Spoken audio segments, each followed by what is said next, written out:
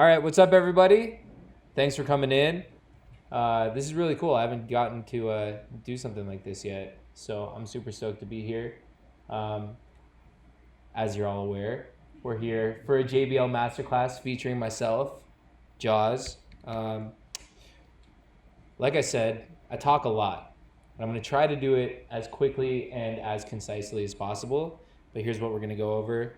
Who am I? That's pretty straightforward. A little bit about myself, early years, whatever.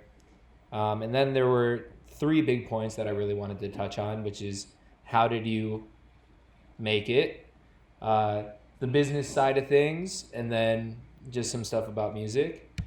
But first, who am I? I have a feeling if you're sitting here, you probably know who I am, but just for the internet, and there might be some random people here who got dragged along by a friend who have no idea. This is a couple of the things that I feel like are, the things you would know me by the most. So for you guys, it's on the left, probably the two songs at the beginning of my career. Oh yeah, I should probably say my name is Sam. I'm from San Francisco. I've lived in LA for almost 8 years now. I've been making electronic music since I was 14 or 15, and I've been doing it professionally for 6 years now, something like that, 5-6 years. I've been touring for 4 years, I think. So it feels like a lot more. But so yeah, on the left we have the two songs I put out at the beginning of my career that are probably the most notable: Rock the Party and Feel the Volume. Even if you don't know me, you might have probably heard them in a DJ set somewhere. And then these are two newer ones. I'm sure you guys know this one at the bottom here. It's probably the most infamous thing I've done, Love It or Hate It. I mean, it's been played everywhere around the world, and I have a bunch of 4-year-old fans now, which is pretty cool. And then above that is one of my favorite remixes I've done for a band called Shade. Their song Trampoline is like all over the radio right now. And I made a pretty cool remix, I think. It's all right. It's not bad. And then in the middle, I was trying to figure out what I could say for, accolades. And I didn't want to put my DJ Mag numbers or whatever up there. But one cool thing that has happened is I was voted DJ Times America's Best DJ in 2017, which is pretty cool. Not too bad. So a little bit about me in my early years. These are two of my favorite pictures I could find of myself when I was a wee young boy. I think I'm like 13 or 12 over there in my metalhead days, and then that's my first DJ show I ever did in my entire life. I want to say I was either 14 or 15, DJing on a little tiny controller for about 4 people. It was like my, crowning achievement back then. I thought I was really, really cool. I think that was my profile picture for like 3 years, probably. So yeah, and then here's I like these two pictures at the bottom because it kind of shows that nothing has really changed from the time that I was like 14 years old, and that picture was like 6 months ago. So no matter what you do in life, never change. Be the same person you always were. So like I said, I grew up in San Francisco. I started playing guitar when I was 12, and like I was 100% convinced that I was going to be in a metal band. I don't know if you can tell, but I was like a metal fucking punk, and I thought I was super cool. But yeah, I was super convinced I was going to be in a metal band and tour the world in a smelly van, and I was super stoked on it. And I didn't even know what dance music was. And then I want to say when I was 14 or 15, which is pretty young to be seriously considering what you're doing with your life. But at that point, I was like, I'm a professional. I'm doing this full time. So I tried putting bands together, and everyone's 14 or 15, so they're just finding out about girls, about, things like weed or, underage drinking, which I don't condone at all, internet. Yeah, so it was just really hard to keep a band together and, get people as focused on music as I was trying to be. And then I was in school one day and I saw this kid making beats on his computer, like hip hop beats. And I realized that I could do that, but at first I tried recording myself as a metal band, and I was like, cool, I'll play guitar and I'll program drums and I'll do it all, and I was horrible at it. I was really, really. If you've ever tried, it's like the hardest thing of all time. I think still now, knowing what I know with production, I probably still couldn't do it at all. And then I had a couple friends, really good friends of mine, that actually were producing electronic music at 14, 15, 16 years old, and they kind of were like the gatekeepers for me and showed me the world of electronic music. And I was like, okay, cool, I don't know anything about the music at all, but like I found out about dubstep and metal are super close to each other, and I was like, cool, it has the same energy and vibe, and most importantly, I can do it all by myself with no one else helping me, and as long as I work super hard, maybe eventually something will happen. And I guess considering I'm standing in front of you guys talking now, I worked pretty hard, or something worked out, because I'm here. Um, and I think that's probably enough about that. But yeah, so that was what? I'm 26 now, so that was almost 10 years ago. And I kind of just worked myself to the bone, and I had a lot of people help me along the way. I went to some incredible places like Icon Collective. I feel like I saw Brian in the back there somewhere. I'll talk about him. I'll talk to him later. And then I ended up here. And now I tour, 150 to 200 days a year and get to make music and do what I love in life. And it's pretty cool. It's not too shabby. Which brings me to how did I make it? And also, this, just so you know, is a picture from 2015 that is still my personal Facebook header.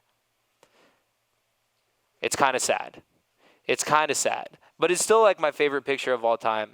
This is from my first show in New York at Webster Hall. And I had just met Sonny Skrillex like a couple months before that. And I was walking around New York, and one of my friends was like, hey, I saw on Twitter that Skrillex is in town. Like, you should just call him and see if he'll come to your show. I was like, you guys are stupid. There's no way this is ever going to happen. I literally met the guy on the internet like 2 months ago. So I texted him, and I mean, you see the results. Luckily for me, Sonny was a huge fan of Webster Hall and Girls and Boys and the guys that ran the show over there, and that still to this day is probably one of the coolest moments of my entire life. So how did I get there? I think the most important thing that I have to say in this world is about failure and people telling you no.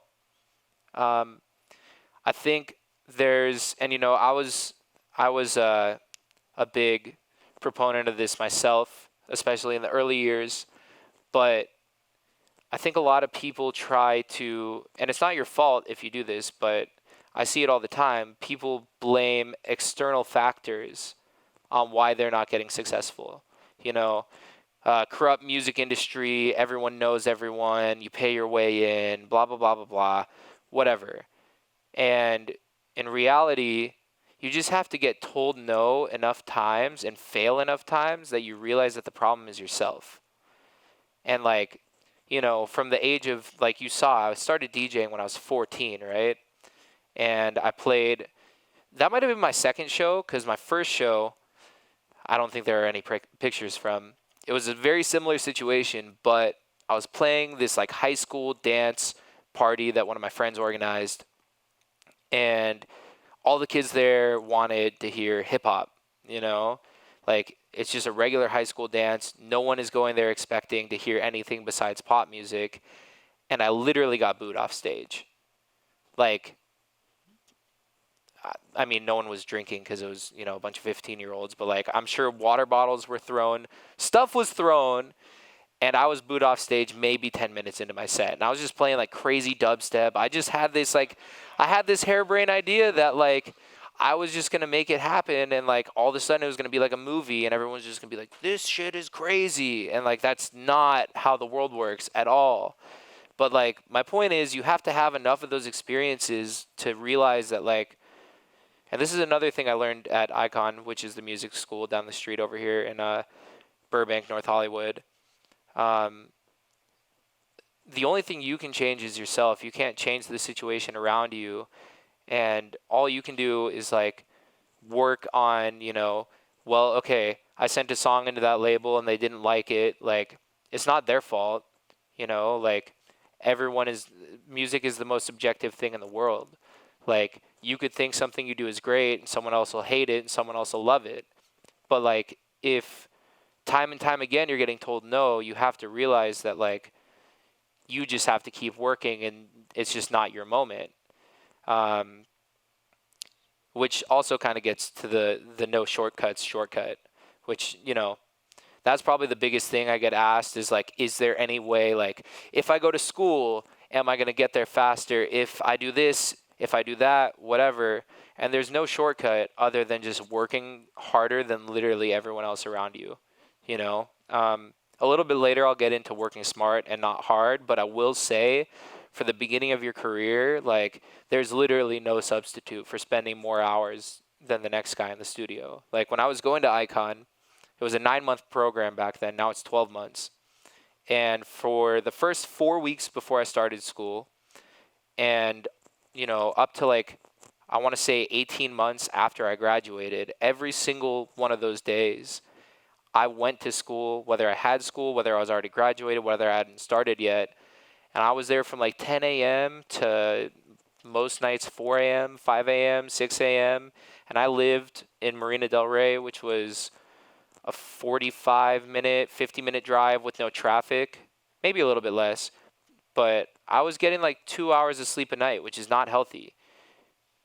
So, I'm not saying that you should do something that's unhealthy, but the fact is everyone around me who I saw working at that level, whether it was Nightmare or Keizo or Slander or any of the guys that have come out of the same school as me and done really incredible things, those were the guys that I saw at school every single day when I was there. They weren't leaving early.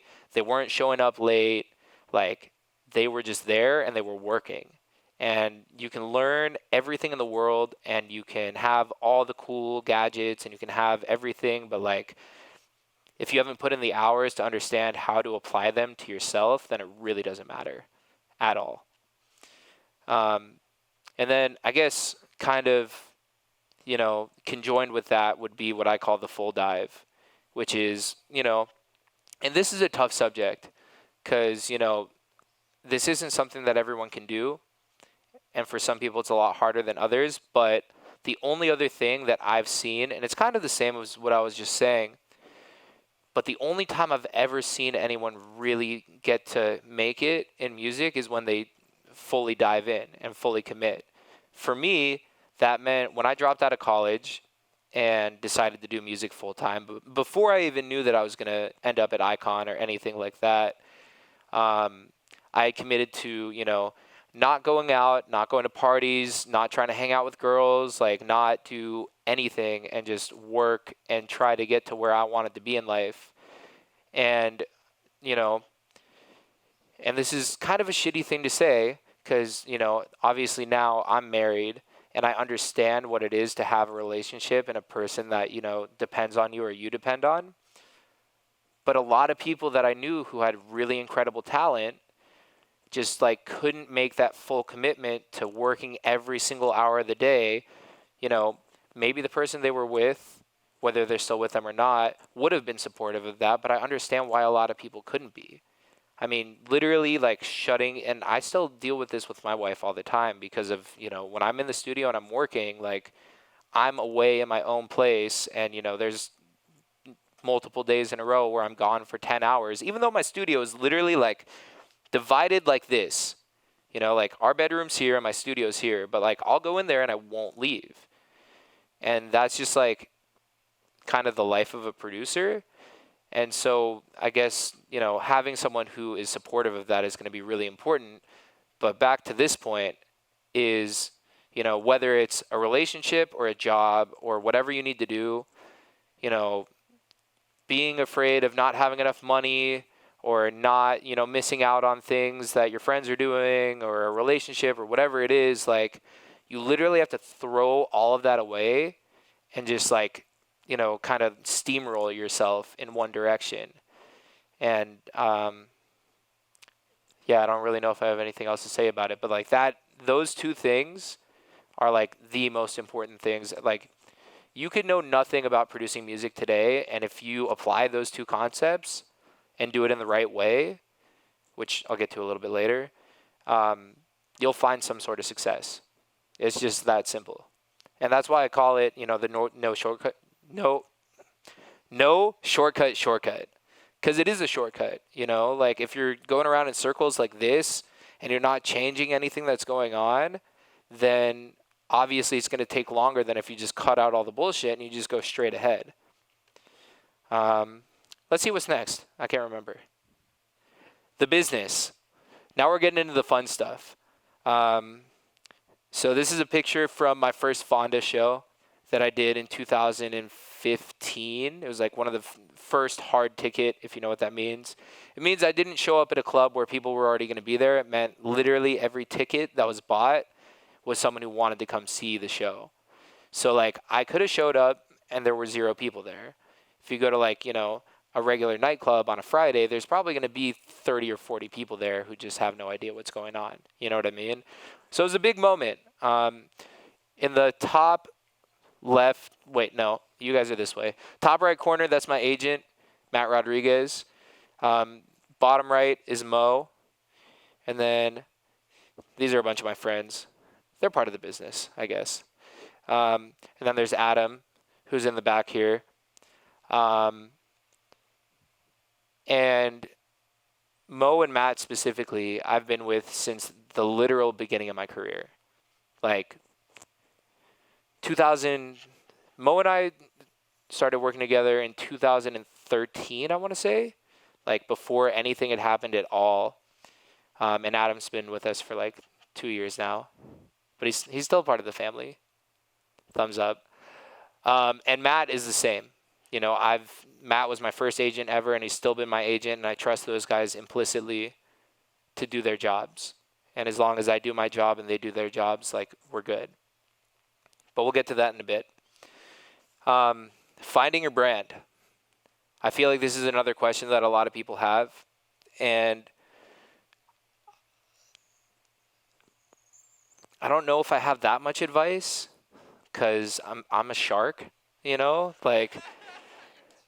But, I mean, so I guess I'll give you a backstory on how I came up with Jauz. Because I had a bunch of projects before Jauz that were not successful for many reasons. But one of those being that I feel like they weren't, like, natural. You know what I mean? I was trying to create personas that weren't really me, that didn't really feel right, that I thought other people would like, if that makes sense. And then in the final level of Icon for me, which was level 3, and I think there's 4 levels now, our business final was to create our brand. And I had an artist project while I was going through Icon that wasn't Jauz. And then when this, final project, I guess, was brought to me, I was like, okay, this is my chance to, and a lot of people did the project kind of as a test run to see what it would be like to, actually create their artist project. But for me, I was like, this is it. I'm going to take these next 3 months and like really actually create the brand that I'm going to, use to represent myself forever. So that required a lot of introspection, deep thinking and trying to figure out like what I wanted my brand to be about. Especially because through Icon, my, personality music-wise had changed so much. I went from being this, like, die-hard dubstep kid to, like, this kind of, like, enlightened, like, wow, there's so much else out there in the world other than just crazy bass music.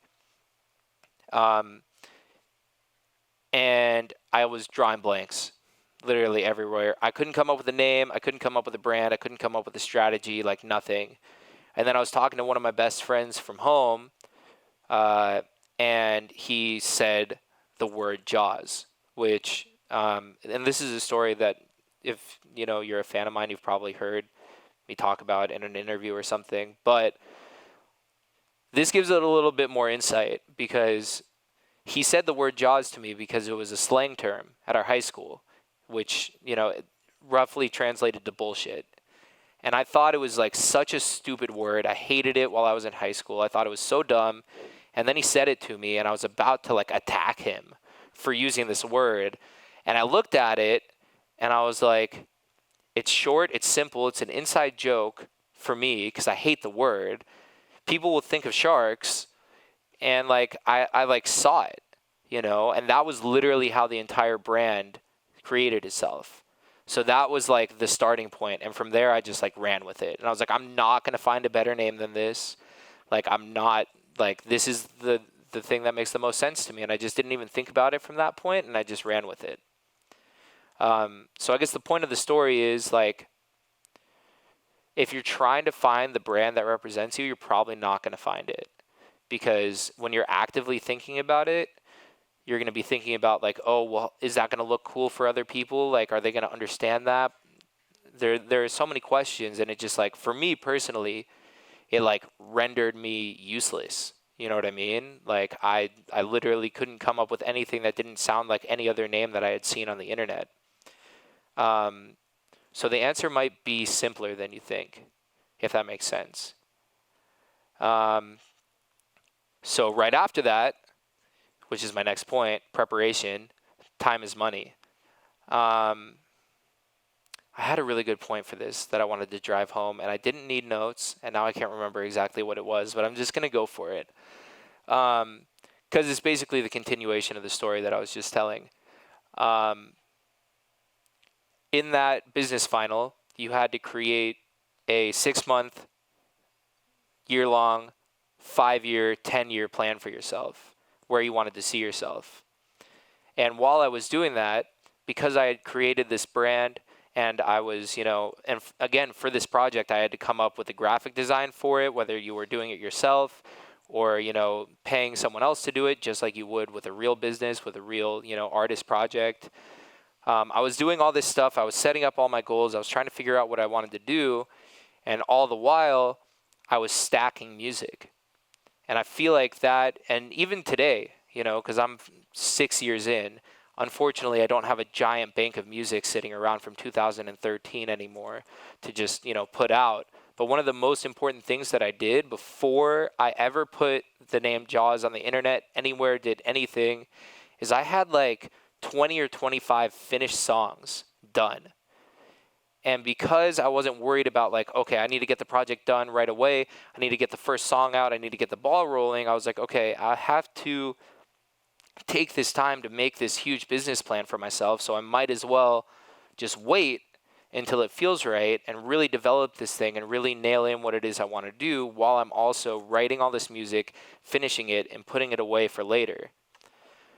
So, like, the first, 5-6 months of releases of mine were songs that I already had done, and I wasn't worried about what the next release was going to be because I already had this business plan of, like, this song comes out every 2 weeks, I'm going to have a new song come out, and they're all going to come out like that, and it was all already set. So all my creative side of my brain had to worry about was writing new stuff.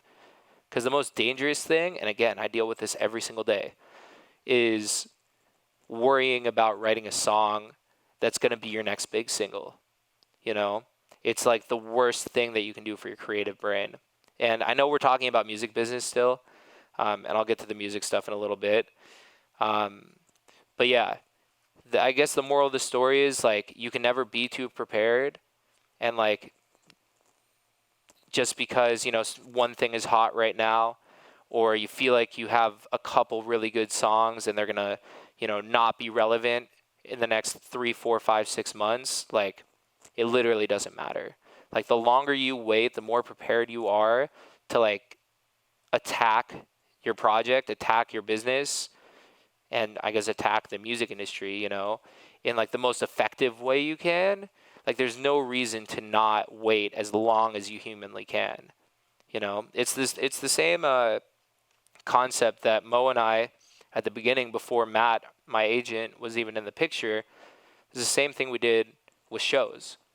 When Feel the Volume came out and people were playing it all over the place and, things were really starting to look up, we decided to not play any shows for, like, and this was based on a conversation we had with another agent who's a really good friend of ours. And he was like, the biggest advice I could give you guys is to not play shows for 8 months. And I still had no job. I had no money. I was, like my roommates were paying for my lunches, and I could afford like coffee and a pack of cigarettes in the morning because, that's what I did back then. And again, not something I would suggest, but yeah, it was like every, 2 or 3 weeks I would get a call from Mo, and he would be like, are you okay? Like, can you still afford to live without playing shows? And that was basically how we ran things. And we were patient. And like the second that we finally started playing shows, it was just like skyrocket. You know what I mean? And I give this advice to people all the time, but it's like the more patient you can be, like, don't get me wrong. If you see the opportunity and it's staring you right in the face, you have to attack it, right? But at the same time, like, the longer you can hold off and the better the product you deliver is, it's like, it's invaluable. And then last thing on business side, I just want to say really quick, like I said, I've been with Mo and Matt for 5 years. And our whole management team and the agency and everyone who works for me, with me, we feel like a big family, right? There's no one who is working with us that doesn't feel like they belong there. I consider them all friends as much as, business associates, which is super important. But the really important thing is I didn't go out looking for any of them. And I feel like that's a super common thing that I hear and I see now, is so many people are like, well, I have all this music saved up, but I really need a manager like Mo who can, take my music to the next level and help me with my branding and get me connected with all these people. And I really need an agent who can get me 6 shows because that's how I'm going to blow up. And it's like, I didn't play shows. And when I was working with Mo at the beginning, he was just as much of a nobody as I was, like, just because someone has done something incredible for a bunch of other artists doesn't mean they're necessarily going to do the same thing for you. And especially if you're going out and looking and, just sending your music around and, not necessarily begging, but like hoping that someone is going to like take what you're giving them, 9 times out of 10, you're not going to find the right match. And I mean, I could go on about that kind of stuff for days, but I think the really important part to take away from that is just like, put out music on your own, manage yourself for as long as you can. And then when things are really going so well that you can't handle the load that's being put on you from a managerial aspect, someone's going to come in and be like, look, I see what's happening here and I believe in it. And that's what you want. And that was the same thing that happened with Matt, our agent, is, we waited on having finding an agent until the point where, agents were looking for us. And they were like, this is why we want you here. And all these people believe in your project. And then you can pick the one that feels the most natural. And it's super important. But now, can you just go down? There we go. The good stuff. The reason that we're all here, I know a lot of that stuff was a little serious or somber, but whenever I do stuff like this, I really, I'm a producer. I've been producing for a long time, right? But like, I feel like a lot of the value that I can impart on you guys is not from the technical side and a lot more from the mental side, because choosing music as a career is not easy. And it's just as much about understanding how to be a musician and a producer as much as it is being a good producer. Which I guess is exactly what I was about to talk about. I know myself really well. Musician's mentality, right? I would argue that the most important thing that I got from going to a school like Icon Collective was not anything technically. They taught me a lot about the producer that I am. They gave me a lot of the crazy, fundamentals to teach myself how to be an awesome producer. Not that I really am, but that's another point.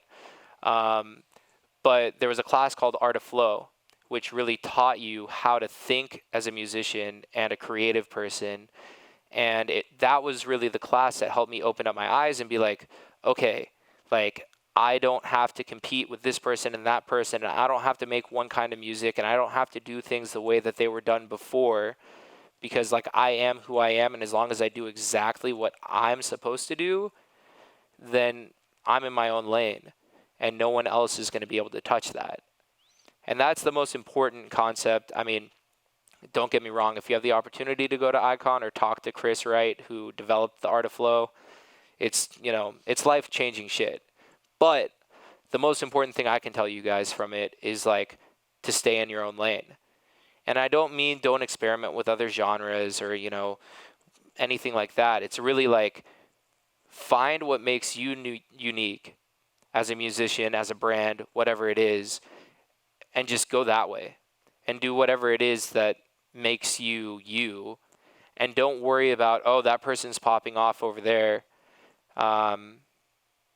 I should go do something like that. You know, like for a current, you know, example, the whole mid-tempo wave right now is crazy. There's people like Rez, 1788L, all these guys that are making incredible, you know, like a renaissance almost of like the Gesaffelstein, Brudinski, the whole kind of like French mid-tempo thing that happened, you know, 8 or 9 years ago, I think. I don't know. It's been a while.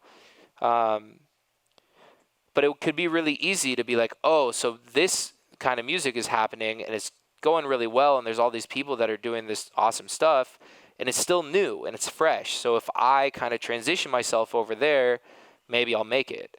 But if you're already like, if that's the thought process you're having, you're already too late, if that makes sense.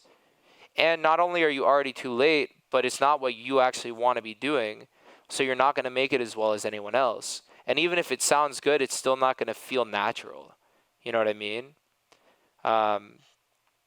So I guess that's kind of my point, is like you just have to write the music. And this is what I try to tell myself every single day when I'm in the studio, because I've been doing this, again, for 6-7 years from the producer side.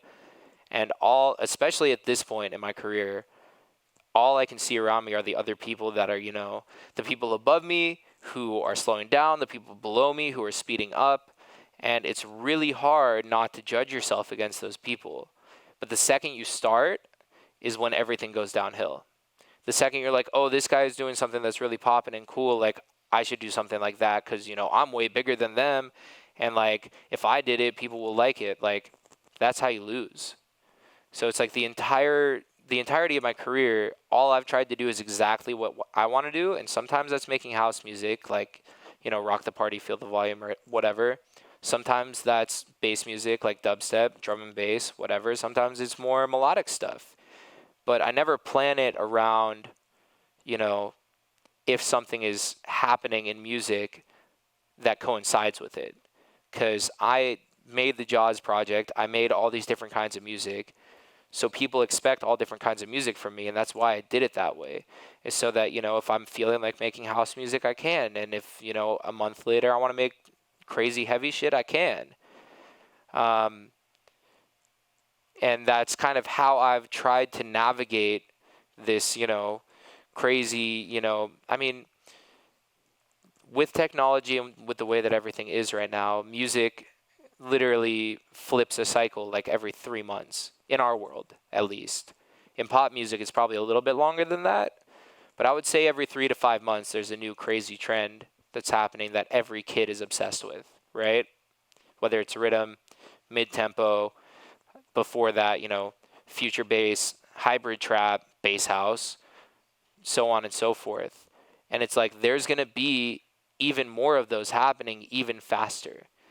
So trying to hop onto a wave or even guess the next wave is like, you're just already losing.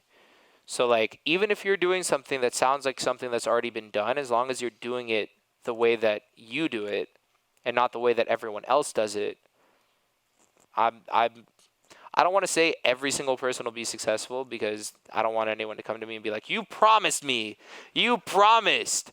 But seriously, like, as long as you, work as hard as you can, you know, at the beginning, get your 10,000 hours in, you know, and just fully commit yourself to your craft, and you know, are as unique in you as you can be, I don't see why everyone in this room can't be successful. It's that simple. And I'm sure it sounds, I understand that being the person standing up here saying that to you guys is like, well, yeah, of course you think it's possible. You're here and we're there. I get it. But I was also there, like not that long ago. And I was just a normal ass kid. So, and I tell kids this literally every time I meet them. And they're like, you're the reason I went to Icon. You're the reason I started making music, whatever, which, by the way, still really weirds me out because, like, I still feel like I'm, like, 18. And this is, like, my first year doing this. But every time I hear something like that, I say, if I can do it, you can too. Because literally, I was just like every single one of you guys. I had no crazy musical training. I had no, full disclosure, I have one relative in the music industry. Where is he? This guy right here with the beanie, Brandon, was a VP at Atlantic Records, and then he was a VP at a rival agency to the one that I actually signed with. And the entirety of the beginning of my career, when I finally started really making things happen, he was like, let me help you. Like, what can I do? How do I, like, blah, blah, blah, blah, blah, whatever. And I was like, Brandon, I appreciate you and I love you, but, like, I don't want to be that, Jewish kid who got into the music industry because of his Jewish cousin who's in the music industry. You know what I mean? Like, it's like kind of a stigma. But, Jew jokes aside, although there are a lot of us in the music industry, I won't lie. More than that, it was just like I didn't want to be, like every time I was handed to someone, it's like, oh, he's, Brandon's cousin. Like, you should really pay attention to him, because they're not going to. Like, the second that you have someone vouching for you before anyone's heard of you, it, like, takes something away from the, from the legitimacy, I guess, of your brand. And so I was like, look, like, once I get things off the ground and, like, I'm doing things on my own, if we get to work together, that's amazing. But, like, I can't ask you for help at all right now. And I'm really glad I didn't, because I wouldn't have ended up here. I'm, like, 100% convinced. Last two things, I'll make them really quick, because I know I've probably been talking way over the time limit I was supposed to have, but that's okay. Working hard, not smart, art of simplicity, they're basically the same thing. Once you've put in your 10,000 hours, which if you don't know what that is, it's kind of a concept that you can't master anything until you've worked on it for 10,000 hours. And I've tried to do the math of how many days for how many hours for how many years that would have to be, and I've never really figured it out. It's just a lot. Like, it's a lot. And you have to do that. You have to work so hard that you're not actually making good music. You have to work so hard that you're not sleeping. You have to work so hard that, blah, blah, blah, blah, blah, whatever. And then you get to a certain point and you can kind of feel it, like, in yourself where you're like, okay, I actually know how to do this now. And, like, at a level where, like, I feel, like I'm actually confident enough in my abilities to make music that, like, when you first start out making music and producing, whatever you hear yourself making, you think is the best and just as good as everyone else out there. Because you're just so excited that you're able to make music at all. And once you can start to tell that other people's music who are out there doing it is actually better than yours, and why it's better is probably when you're ready, if that makes sense. Because, like, until you can be like, okay, like, my drums don't sound like that, or, like, my song structure isn't right, or, whatever it is, that's when you've unlocked that kind of, like, master code. And you're like, cool, I get making music now. From that point on, don't push yourself. And that's just my personal experience talking. But nowadays, like, if I work in the studio for an hour and I can't get anything going and I'm starting to get a headache and I'm just stuck, like, I stop. I go hang out with my wife and my dog. I go play video games most of the time. That's what I really do. Or some days I wake up and I just don't feel like making music at all, and I don't push myself to, because you're not going to get anything good done. Like, you can do constructive things, look for new samples, organize your samples, maybe screw around on Massive or something and make some cool patches, whatever. I don't do any of that stuff, by the way. I don't. You guys should, and I'm telling you, I'm giving you this advice because it's good advice, but I also do none of it at all. I'm super lazy. My sample organization is horrible. I literally, like, I'm writing a song and I'm like, oh, it needs to sound like this, and then I'll go and make that sound, and it's honestly the worst way to do it. I would not suggest that anyone makes music the way that I do, because it's really painful. Sometimes it all works out. I'll get into that in a little bit. But seriously, like, don't push yourself off a cliff trying to work so hard on music that, like, you're, not actually getting to enjoy life.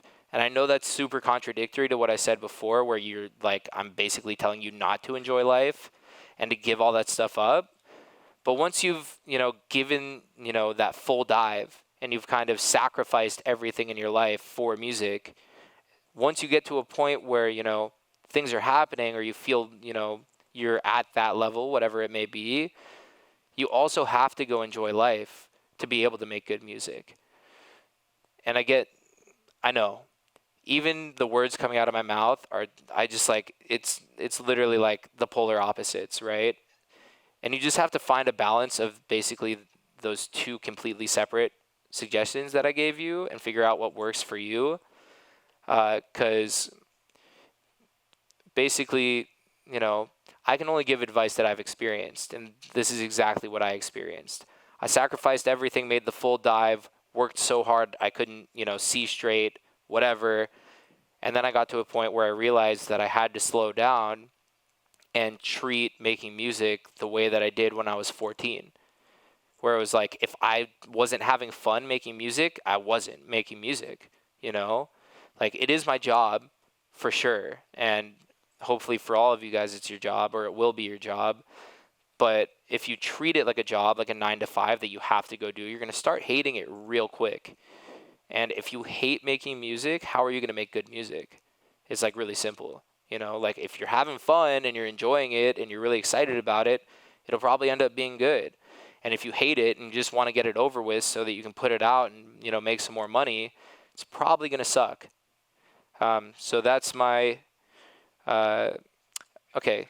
So one more thing on the simplicity note, and I'll touch a little bit more about it when I open up a project. And this is more of a technical thing, not so much a mental thing.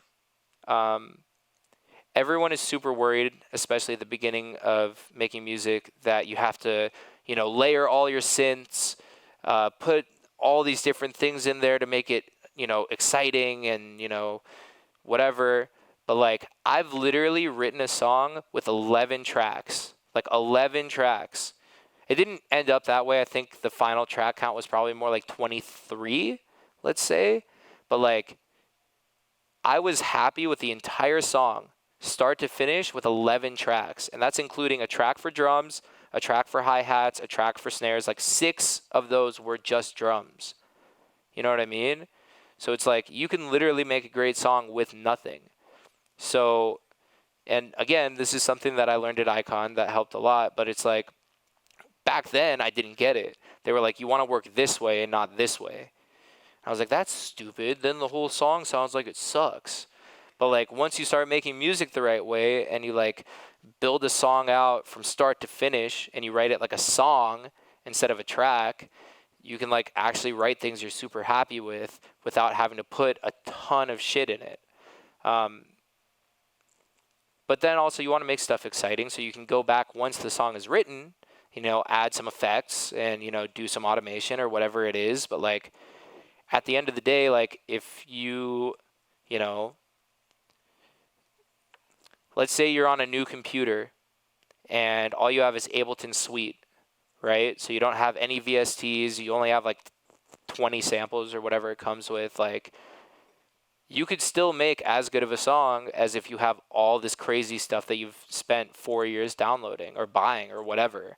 My personal studio setup at home, is a pair of 4-inch monitors, 4 inches, like that big. No sub. Sub frequencies cut off at 40 hertz. I use my headphones to mix my subs. I have a couple MIDI keyboards. I have a sound card. I have an incredible AKG microphone. Shout out. If you didn't know, Harman not only owns JBL, but they also own AKG that make incredible headphones and microphones. I got you. No, seriously, the mic is really sick. And the mic is probably the most expensive piece of equipment I have in my entire studio. The point is, I'm successful, right? I make a living making music and touring, but I don't have a $300,000 studio. I don't even have a studio. It's like a little part of one of my apartment's lofts that I've cornered off into a studio. But the most important part about it is that I'm comfortable in it. I like going there every day. I like making music in it. I've had expensive studios. I've had expensive gear. And none of that contributes to making better music. Literally, like, whatever place you need to be in to make yourself, happy to work, that's all that matters. Like, you can figure out mixing later. You can figure out, whatever. You don't need outboard gear. You don't need anything. You need a laptop and, like, your brain to work right. And really, all you really need is your brain to work right. You don't even need a laptop necessarily. So I guess my point is, before we, finish this part of it, is don't worry about, what kind of monitors you have or what kind of headphones or what kind of synths or what samples you have or whatever. Like, that's all exterior bullshit. Pardon my French. Like, you literally just, need whatever you have on you in the moment and you'll write a cool song. Because, like, a cool idea pops into your head when you're in the shower or whatever, and you're not thinking about some sample that you have saved on a hard drive. It's like you have a melody in your head, or you're like, oh, the vocal should say this, and like I can hear the chords, and I can hear everything, or I can hear this drop that sounds like this. You can make all that stuff happen with literally nothing. And I'm done. Yay! I'm done talking, don't worry. There's still more to come. So this is the part where I'm supposed to go into one of my projects and show you guys, kind of what I do. Based on kind of some of the stuff that I was rambling about, I have an idea of what project I want to go into and give you guys an example, but I can also do that as a quick aside. I came into this with no idea what project I wanted to open, and I was kind of going to leave it up to you guys. I think I can do that. Would you rather see something that's already released or something new? All right, hands up for already released. Hands up for something new. Well, I guess that decides it. If you have any questions about the Shade remix, I'll answer them right now. I don't have any off the top of my head. Okay, cool. Well, I guess we have a Q&A later. We'll figure it out. To be fair, the Shade remix is one of the few songs that I had mixed and mastered, not by myself. So, I mean, the project still sounds the same. It just sounds a lot worse, if that makes sense. That project was a pain in my ass because the synths in it, I really liked how they sounded, but they were like so wide that if you put the whole song into mono, it was phasing like crazy. And it's something that I've never dealt with on a song before, but it's just how I made the synths. Like, I didn't even think about it. And then I was like, man, this sounds kind of weird on these speakers. And I went back into Ableton and I hit mono and I was like, oh no. So I hit up Sean, and Sean's the guy who did the whole Wise and the Wicked album. He's also done stuff for Skrillex and Flume, and like, he's a nut job. Like, he knows how to mix better than anyone I know. And he somehow made it work. I couldn't tell you how. It sounds, to be fair, like the sounds got a little bit less bright than they were in my old version, but like, and at first I actually almost hated the way the mix sounded because I was so used to my old mix. But then I would hear it, on Spotify, hear it in the car, hear it at shows, and like, he not only got the mono information back, but also made the mix sound right. So there is, something to be said about someone who isn't yourself mixing your music. That being said, I'm going to open up a project right now for a song that comes out, Adam, when? Next Friday? Are you shaking your head yes? Is it next Friday? Okay, cool. I might have to go into a backup of this project because there's a really, really, really, really old version of this song that I wrote on my bus tour last year. And it was literally like 12, 13, maybe 14 tracks. And like that's all it took for me to be like, this idea is sick. Yeah, it was like there was like a very simple intro. I found a vocal that isn't the same vocal in the song at all anymore. And a drop. And I think it really all started with just like the sound that I had found for the drop. Media files are missing. Are they not? I don't know. To see or hear the original idea versus what I turned it into, they are night and day. Don't get me wrong, but all of the heart, I guess you could say, of what this song was in that old version that I had written in 25 minutes. And I'm almost positive that, okay, Ableton's just going to take a minute to warm up. This happened earlier. We're going to get through it. I promise. You got it. We're going to be okay. Are we good? Yeah. Damn, it's not there. Let me see if it's in this folder somewhere with all of these. Maybe it's in recorded. Freeze. I know it's in here somewhere because it's in one of the older projects. So maybe if I go to backups, it'll be in. Oh man, I'm going to have to open it up. Oh no. Oh, okay, whatever. Just take my word on it. Yeah, that would have been really cool to show you guys because it's like the original idea was like it had like an organ bass intro, kind of like a classic UK house thing. It had like a totally different, somewhat cheesy vocal sample. But the drop was really cool and I really liked it. And I wrote this song again in November of last year, and it's now, October? So it took me almost 12 months to finish the damn song, right? And it's because I was never happy with it. Like, I thought the drop was cool. I thought the intro was cool when I wrote it in the first hour. And then every time I would listen to it after that, I was like, something is off. Something isn't right. I would, tried to mix it, make it sound better. That wouldn't work. I tried to, add some layers on top of the intro to make it sound better. That didn't work. And it's like, all you can really do is go off of a feeling, And that's kind of the point that I want to make here with this song is that there's no mix engineer, there's no, technical god, whatever, that can teach you how to make a song with a feeling.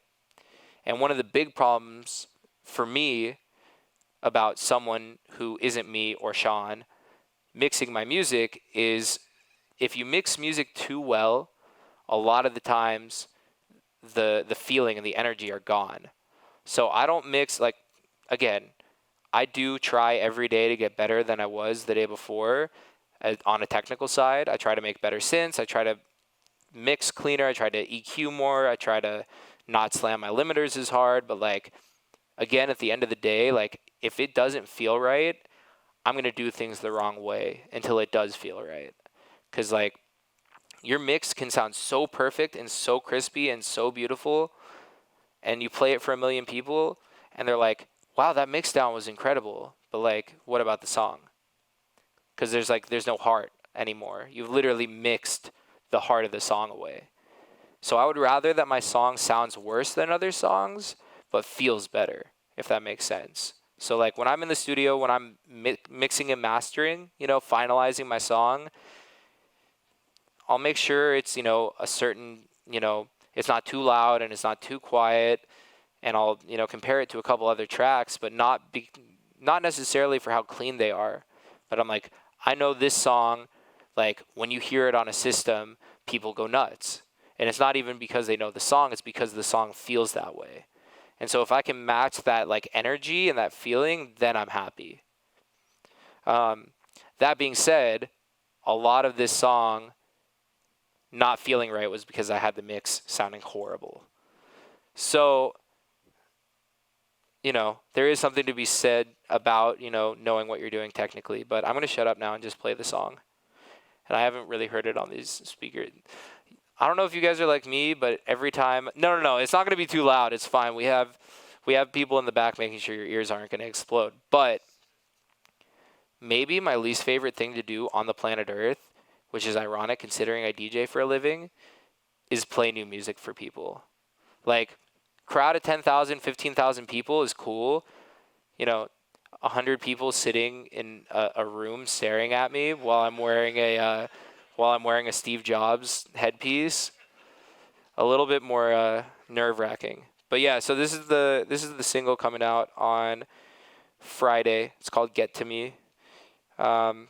It's a cool one. I put a lot of time into this one because I cared about it a lot. And I think it's a good one. And hopefully it plays.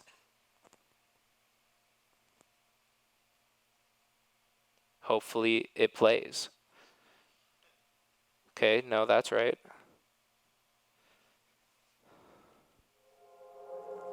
Going alone, life on the road. It's just a little fears. Don't let them bring your tears. Hold me down or help me out. Or watch me turn to God.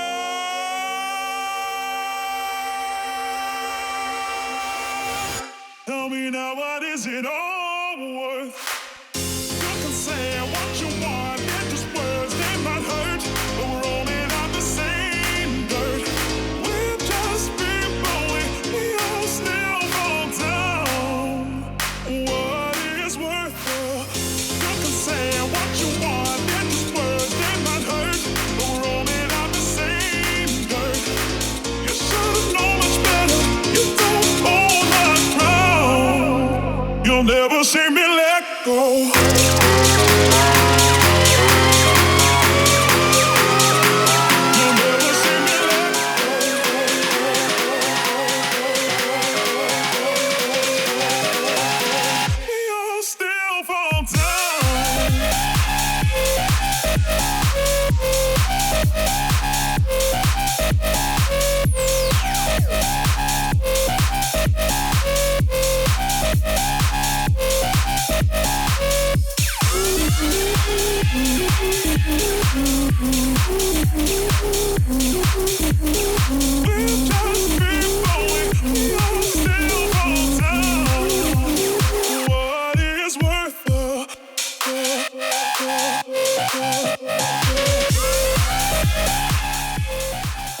Alright, you guys get the idea, yeah?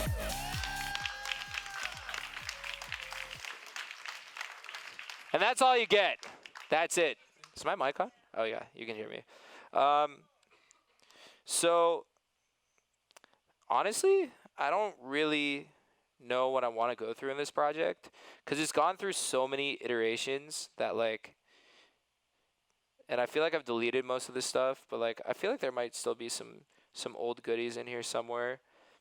I mean, I did everything on this song from super, super simple stuff that, everyone knows how to do, but no one really applies, to a lot more complicated stuff. So I'll try to touch on a little bit of everything right now. One of the, ironically, most difficult parts of the song was this swell at the very beginning. Turn to God.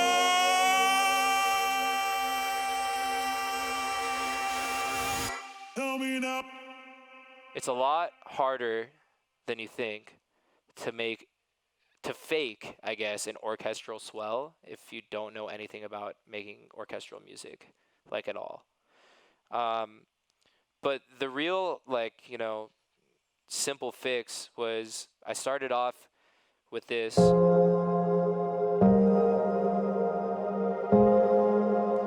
And And it actually really just worked out because inside the patch, it has like, extra oscillators that like fade in on an attack. And I want to say if I play this all the way through, it just like keeps getting bigger and bigger. And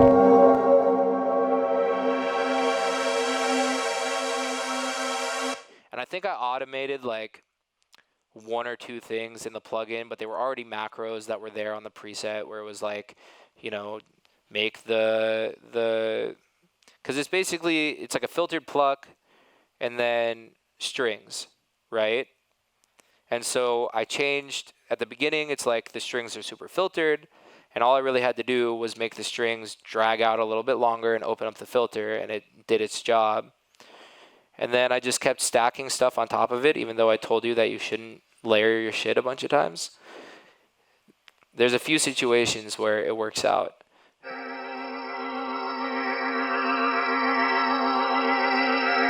I've always wanted to use a spooky organ like that, and it worked out really great for me there. Actually, in the second verse too, the chords are just that organ, and it's great. I love it. I made a choice right from the wrong. I had to get away. It was no good. And that's like a really simple way to make the second chorus feel way different than the first, because in the verse, in the first verse, you don't hear that organ at all until that big swell, and it's just one part of a bunch of different things. And it was actually completely by accident that I put the MIDI for the verse on the organs for the second verse, and I was like, oh, that's sick. I'm just gonna do it. And it worked out really well. And then it was just like, I again put in all the other, accentuating synths, I guess, around the organ instead of the other way around. I don't even know what this one is. More strings. And then this is like some, I guess you could call it Foley stuff, like some sound effects to make it feel a little bit more, actually I think this is just a vocal, and honestly you probably don't hear it in the song at all, but it made me feel better that it was there. I guarantee you don't hear that at all. And then this is the one that's like a Foley, like metallic sweep. And all of that put together makes this cool, this.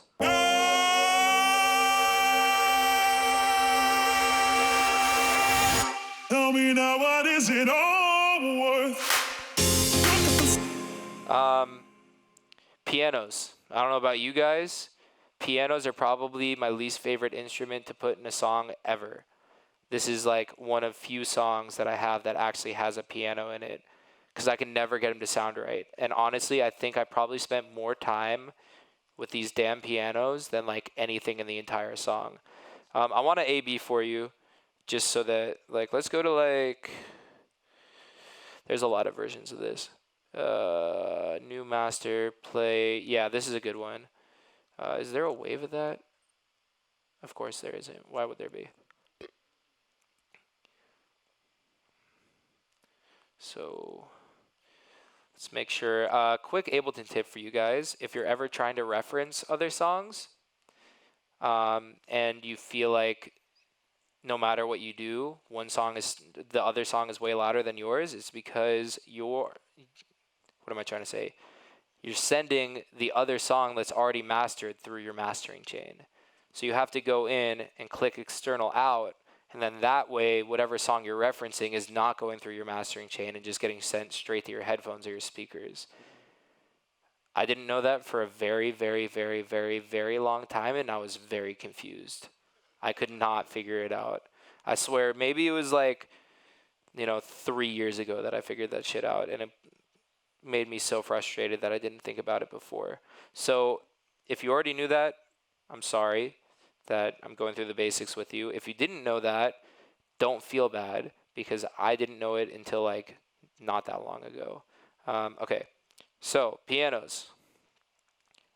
These pianos on the old version are what I thought sounded good. And I knew I was wrong the first time I played it at a show. just because I was like, cool, the pianos are super wide and bright, and I put this bass in it, and it felt super good in my headphones. But like, if I A/B this with the one that I did now, I haven't done this in a while, so hopefully I'm not wrong. But I have a feeling these ones are going to sound way worse. That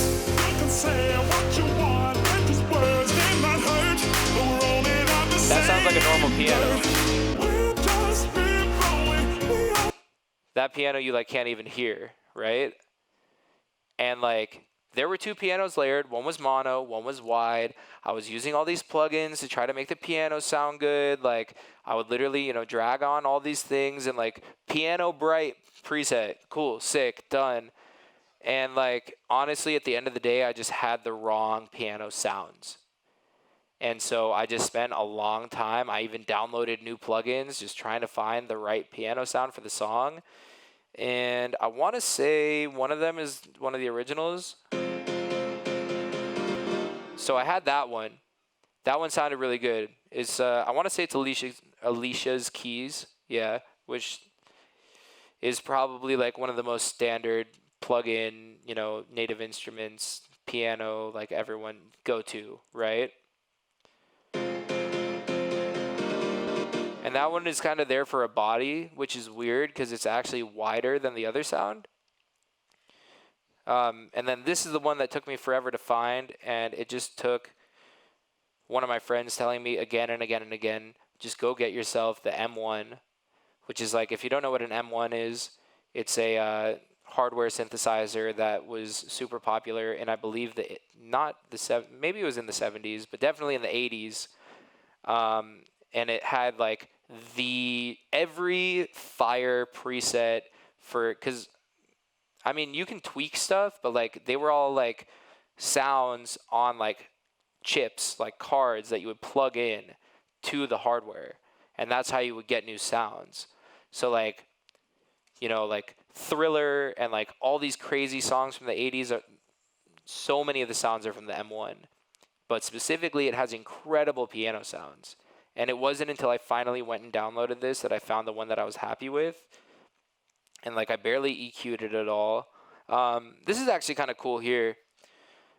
This is, what is this called? I can't even remember. I want to say it's under MIDI effects. Random. Is it random? No, it's velocity, I want to say. Add some random, yeah. So when a real person plays a piano, they're not playing every note as loud as humanly possible. That would sound really weird and robotic, like all the pianos in dance music do. And I'm not honestly going to sit. First off, I can't play the piano at all. I can't do it. I was taught it in school. I had it for a little bit, and I lost it. And it's gone forever, and I have MIDI keyboards, but I can't. I can't. And it's okay. I'm not going to sit there and go through every single one of those MIDI notes and tweak the velocity of every single one to make it feel real. I just don't have the time for that.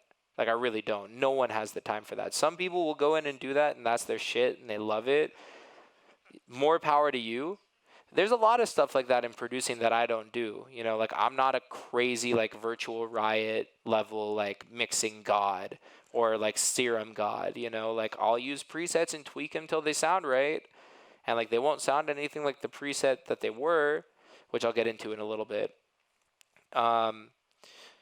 But yeah, like, I like to do things lazy and simple, and this is a great way to do that. You add some random. I changed these, like the compression and random parameters, whatever, and the out and high, whatever. Couldn't tell you what they do at all, which is why I'm showing you this, because like, I'm not sitting up here trying to give some Harvard lecture. Like, I am literally just like you guys. Like, sometimes I don't know what shit does, and I put it on, and it works. I understand the general principle, right? It's every time MIDI notes come in, it is randomizing the velocity that they're coming in at. And just to quickly explain velocity, it's a value on each MIDI note between 1, I don't think 0 exists because that would just be nothing, but 1 and 127. 127 being the loudest, strongest, whatever that MIDI note could come in, and 1 being the quietest. So if you looked at like a real piano player playing, a lot of the notes would be very low velocity, and then they would build up to high velocities depending on, you know, the emotion that they're trying to bring with each chord. Again, I don't have time for that shit. So I put this on, and now every time a chord hits, it's going to sound a little bit different, not noticeably, but like noticeably enough that it doesn't sound like I'm just stabbing piano chords at you.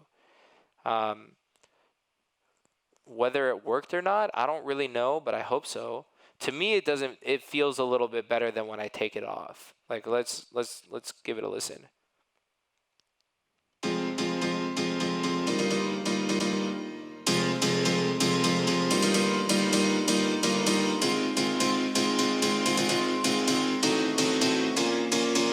Like, some chords are louder than others, right?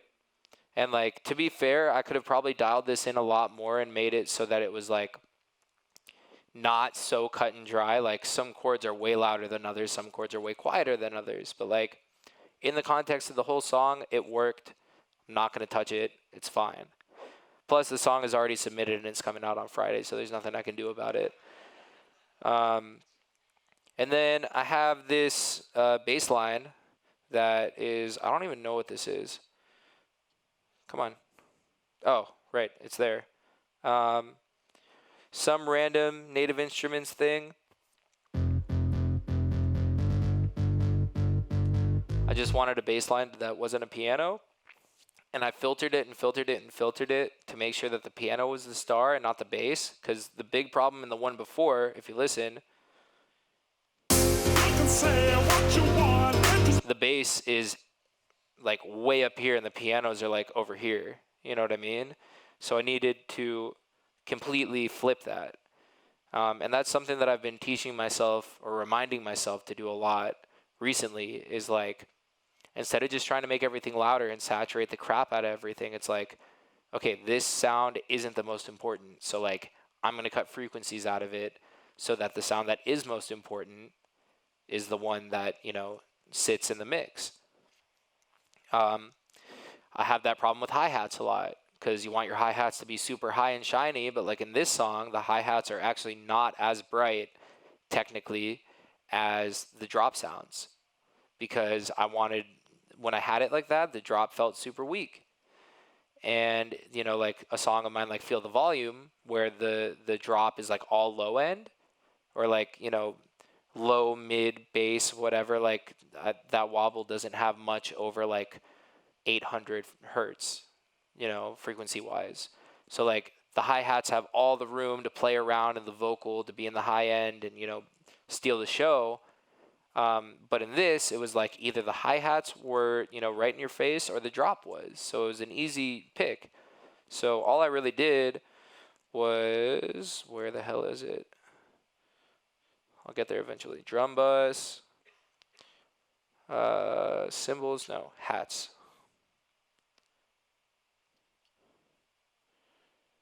I think it's in here. So I just did a really, really minor duck on if you don't use this, it's FabFilter Pro Q3. The reason that I would suggest this over basically any other EQ on the entire planet right now is because let me just do this for you real quick. Okay, that's not doing what I wanted to. Cool. Just kidding. I'll do it over here. So let's say at 898 hertz, whatever, I wanted to make a cut, right? And I drag that down. You see how that solid yellow line is going down with it?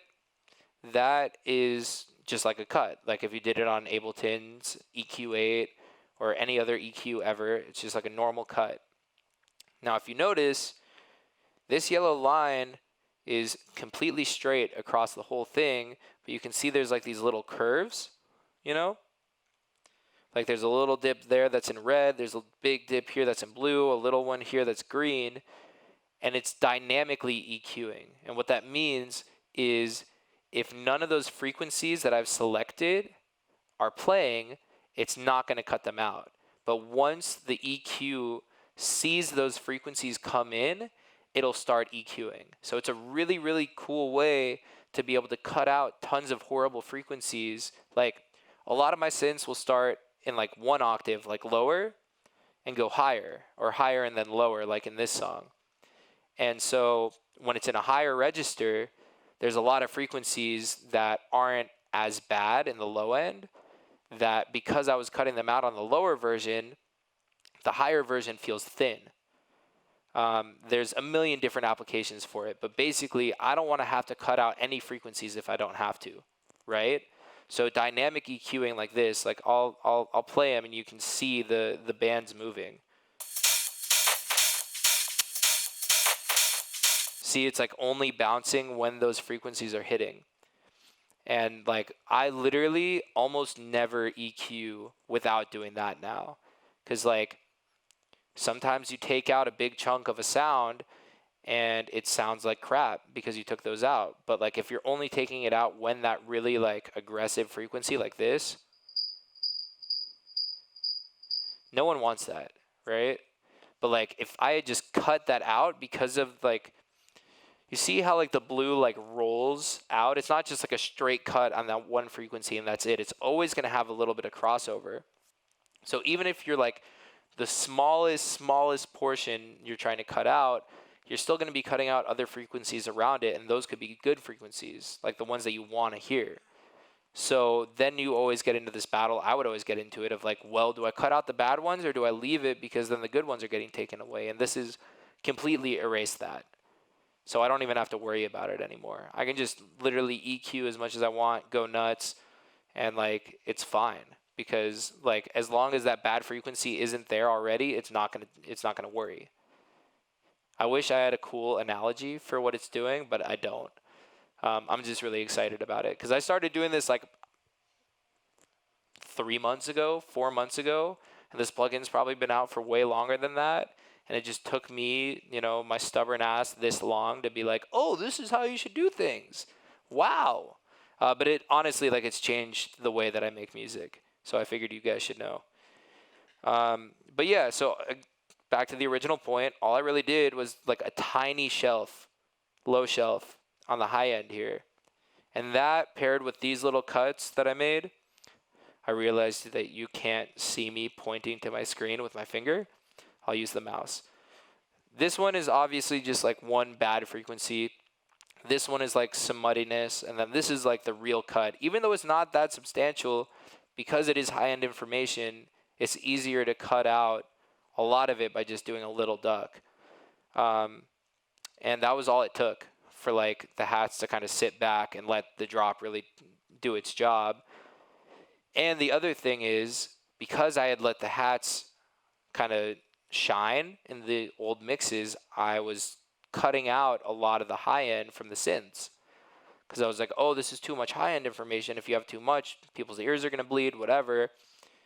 So then once I made those cuts, I went back to the synths and like saturated the high end and was like, cool, like you're the star now, like take it. And now it sounds like something I'm happy with. I mean, if I play like, I feel like this one might have been by the time I already figured out the code or the secret sauce, but I'll listen. Yep, perfect example. Hats are brighter, synths are quieter, tucked down, and it just like to me it didn't feel right.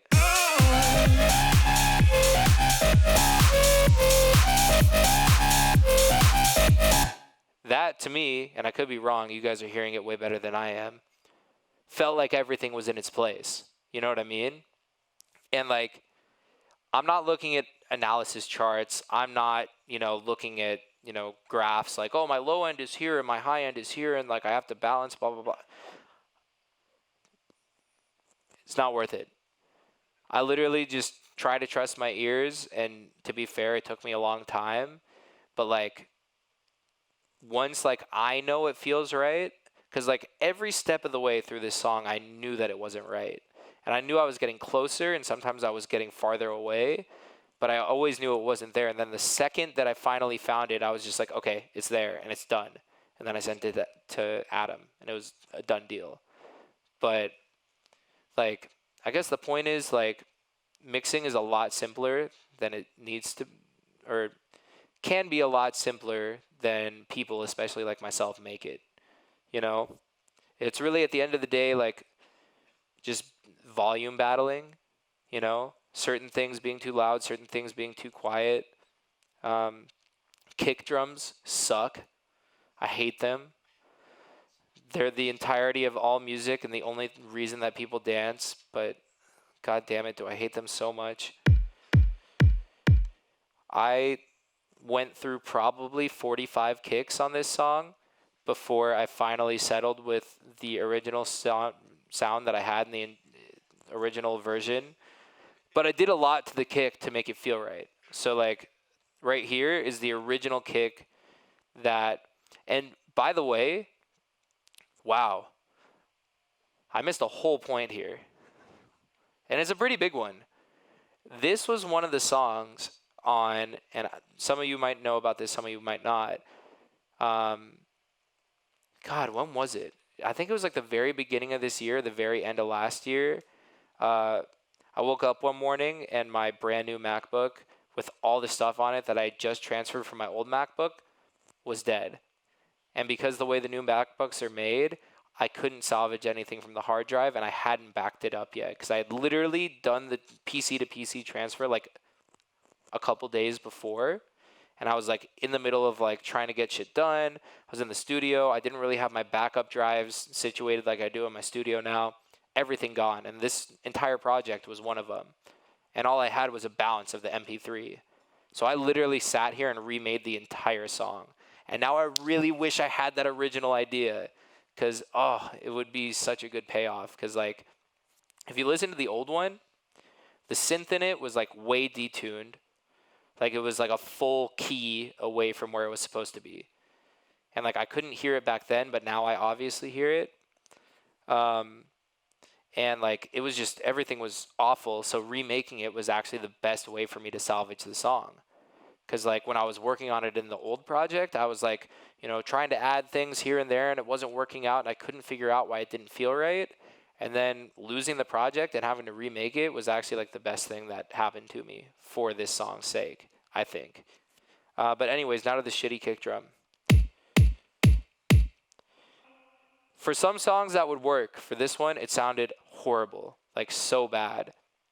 And, like, with all the songs I'm making nowadays, like I'm trying to find this balance between having a kick that punches through the mix, but isn't also so high-endy that like you get that like really crazy like big room click, you know, like you listen to a trance song or something and it's like, especially like you're on a phone or something, you just hear click, click, click, click, click, click. I personally, for my music, hate that. There's people I know whose music I love, like I.O., for example, one of my best friends. He uses trance kicks all day. All you hear is a click. Like, it's obnoxious. But it works super well for his music, you know? So I guess it's about figuring out what kind of kick you need for your situation. And also, I think what I've learned about this song, or about making music from this song, that you guys should know, is you have to build your song around your kick. Not the other way around. Trying to fit a new kick into an old song is like next to impossible, which is why I took the old kick and did a bunch of crazy shit to it to make it sound good. And like no other sample would work, and I don't understand why. And maybe I'm just crazy, but also maybe I'm right. I have no idea. But again, I'm just talking from my experience. So again, this is the old one. This is the new one. And there's a lot of things that happened here. So I clipped the sample, and I threw it into a, what is this called? Instrument rack in Ableton. And I went in like this on an EQ8, and I figured out where the actual fundamental frequency of the kick was. And in, you know, the early days of Jauz, I never cared about tuning my kicks. I thought it was so stupid and pointless, but like, it's a huge deal, and you should definitely do it. Learn from the new me and don't listen to the old me. Because like, I listen to my old songs and I can hear it now, the difference between tuning your kick and taking the time or just throwing something in there, and it like makes me want to throw up. honestly. I hate it. So yeah, this was 4 semitones too high, and the song's in the key of F. So what is that? F sharp, G, G sharp, A sharp, B flat. That's a weird key for a kick, but that's what it was in. A lot of kicks, to be fair, actually are made in A. So I guess A sharp isn't a far stretch from that. A lot of music is written in A, so a lot of kicks are normally, unless they're real, even real kicks are tuned. I would say the most common are probably A, C, and E, maybe, because a lot of rock music is in the key of E. A lot of music in general is in the key of E. So first I tuned it down to F, but then it sounded flabby and kind of crappy. Because, you just took a sample of a beautiful kick drum, even though it really wasn't a beautiful kick drum, which makes it even worse. And you are degrading the quality by turning it down. This is something we can only do on an electronic format. If I was tuning down the actual kick drum, it sounds a lot better because it's still a real thing. But this is like frozen audio forever. So there's no way to just tune it down 4 semitones and it just sound just as good. It almost never happens. One thing that helped, as stupid as it sounds, is I put this filter here, rolling off all the really, really low end, because obviously you're going to have your sub bass in there. But I put a little bump right around F0 on the kick, even though that's where all the sub bass is going to be hitting. But the way that I sidechain is that I make sure that all of my low end is taken out when the kick hits. And because if you listen to this song, and this isn't something I do normally, which is probably one of the problems, because normally I have really tiny kicks and my sidechain is super fast. So the kick is just kind of there for the punch, and then the sub bass and everything carries the rest of the track, right? But if you listen to the drop, if I can find it, without anything, and again, this is a feeling thing, because technically, I should have just made the sidechain super short and used a tight kick, and it would have sounded good. But it didn't feel right. The energy wasn't there. Having that huge bouncing sidechain is literally what gives the song all of its life. So I'll play it with the sidechain and then I'll turn it off and you can kind of see.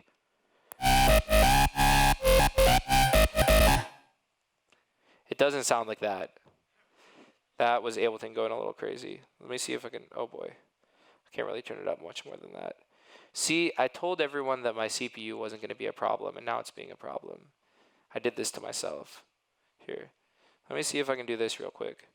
Oh, it's all already frozen. That's great. Well,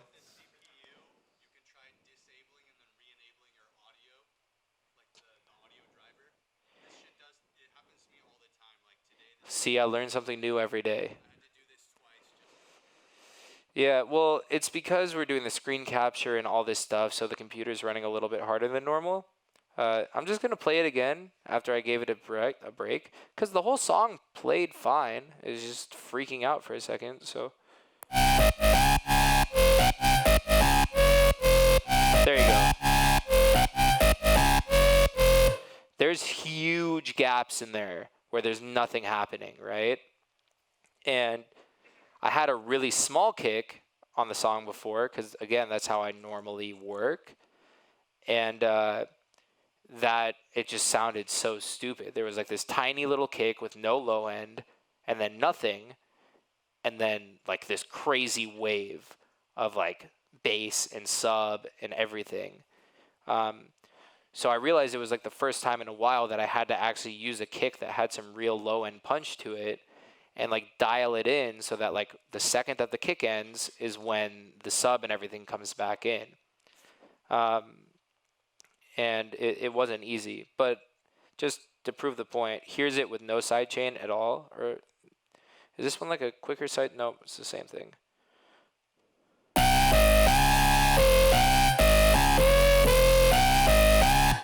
Original, the idea is still there, the notes are all the same and whatever, but it would sound really weird if the song was just like that, Some songs, you want it to be super straight on, and you want like the kick to be tiny, and it's like the groove and the rhythm is already in the drop that you wrote, so you don't need the sidechain to carry it.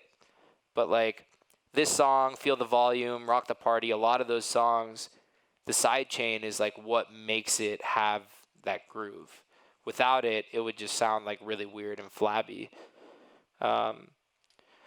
So again, back to the kick, I was like, okay, I tuned it down. I can't cut out all the low end like I always do. So I boosted the low end to make the kick hit through harder. And while the sub isn't there, it's providing that low end that you want in a dance track. Let's see what happens if I turn this off. Not a huge difference, but enough. This is Transient Shaper by Neutron, or Isotope, I guess. And all it is just a 2-band, basically, envelope that every time the kick hits, it's going to treat the high end and the low end differently. So this is just making the click punch through a little bit more. And then here, I have the low end punching through more than it should be, but then also dragging down the sustain means that it's going to end way before it would normally, if that makes sense. You can see it on this diagram. I wonder if it'll show what it looked. No.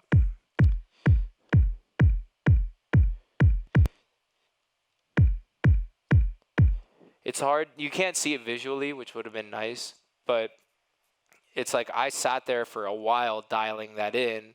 Again, not necessarily as a mix thing, but it's more a feel thing.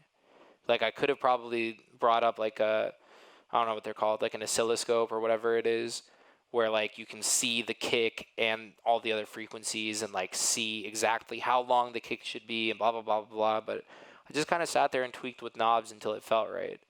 And that's all you can really do. My whole point of telling you guys all this stuff is that I'm trying to explain that I don't know everything, and I actually don't really know anything. So again, if I can figure it all out, it's all like, I had a lot of people help me. I went to music school, whatever. None of that really means anything. Like if I hadn't worked as long as I had to be able to understand stuff in my own way, enough to be able to create songs that like translate to other people, like all of the information that I have or don't have would be meaningless. So knowing what you know right now, as long as you work super hard, you probably can make it to where I am with, almost no doubt in my mind. What else would be cool? Oh, yeah, okay. So into a little bit more craziness is the synth for the drops, which is literally like, it's layered, sure, but like it's really just this guy. There's this below it, but that's just like to support the main sound. And if you look, there's only this one that's like physically or like showing right now that I'm cutting out the mids from it, but like if you just listen to it, it's like all either low end and high end. There's like no mid in there at all, and that's because I wanted all of the power of the synth to come from the top. And this is just to add like a little bit of the high end like buzz and sheen, which is really important to know. I actually learned this by listening to a Joyride song, because when I was writing Alpha, which is like one of my relatively well-known songs, one of my personal favorites, I was doing this kind of similar sounding drop where it's like a high-end, distorted, signy kind of whatever, and I had a bass supporting it, but I was rolling off all the high end of the bass and keeping all the mids, and then on the top thing I was scooping out all the mids and leaving all the highs, and it sounded really dumb. And then I listened to, what track did Johnny remix? He did a remix for someone, Destructo or something, and he did a similar sounding thing, but his was like all the saw bass, and then like his, the screechy bass sound, whatever, was like really quiet. And I was like, oh, that's genius. Like, you let the like lower sound actually have all the high end, and then the higher sound, you really focus on the mid range. Because everything in mixing is mid range. Like, the low end is simple enough. The high end is simple enough. Don't overcomplicate it. Don't put too much shit in it, and it'll sound good. The mid range is where everything lives, and it's where everything gets complicated, and that's where you have to start making decisions.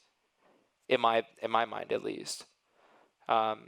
So I mean, all of this is frozen, and if I unfreeze it, it'll probably freak out and catch on fire.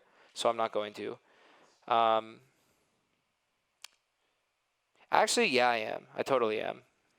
I'm doing it because I need you guys to hear what this song or what the sound sounded like before I did all of this nonsense. So this is what it sounds like right now, yeah?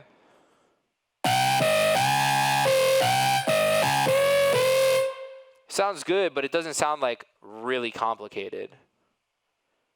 This is the original.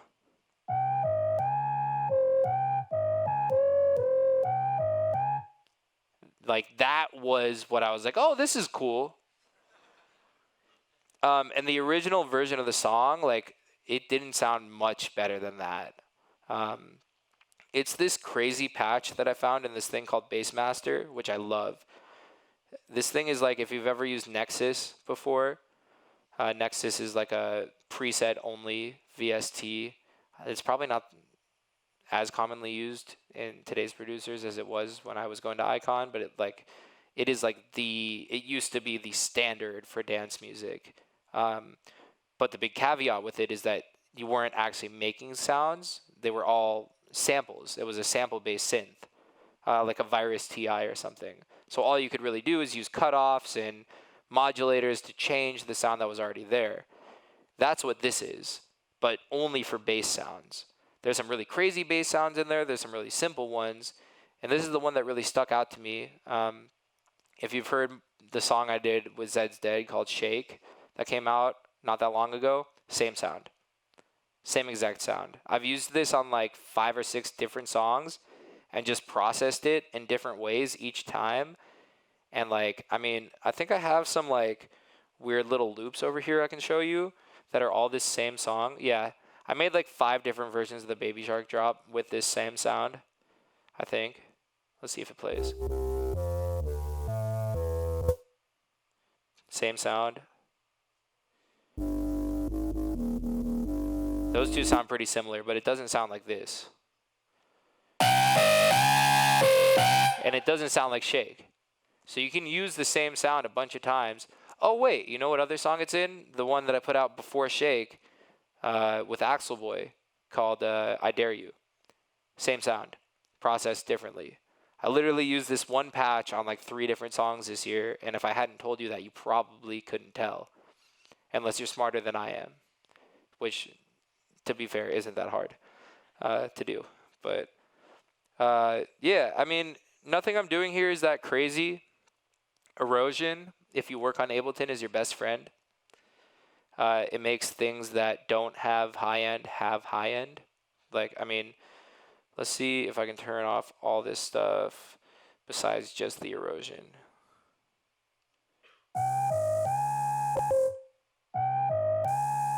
See, it's just giving it that like shh. And then you pair that with a saturator like Trash or a saturator in Ableton or whatever. And because there's only low end and high end information in it, it gives it this really awesome tone. Like, I've tried to do this on much crazier sounds, and you don't get the same effect because there's already so much frequency going on. You know what I mean? So like, if you have a really cool low endy sound that you've been trying to put into your song and you don't know how to make it fit, erosion and saturator, and you're gonna find some holy shit. I use this sound not only in this song, not only in Shake, not only in I Dare You, but also Thunder that came out with Denmo like 2 or 3 months ago. So like half the songs I put out this year use the same patch and you couldn't tell at all. I'm lazy. I'm really lazy. But it's also cool that you can use I mean, it's like an artist is always going to use the same paintbrushes, you know, or whatever the saying is. Like, electronic music is the only place where we're consistently changing our palette like every 2 weeks. And normally I do. Normally I don't like to use the same sound on more than one song. I just get sick of it. I think the Feel the Volume sound I only used on one other song, and it was a remix, like back in 2015. But being able to take that same sound and transform it into a bunch of other stuff is really cool.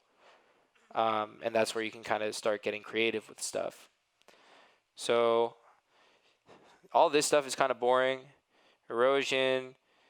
If you use trash, cool. If you don't, there's other, you know, saturators that do the same thing. But if you do use trash, go into fuzz and use smooth, positive, or negative. All the other ones will absolutely destroy your sound forever.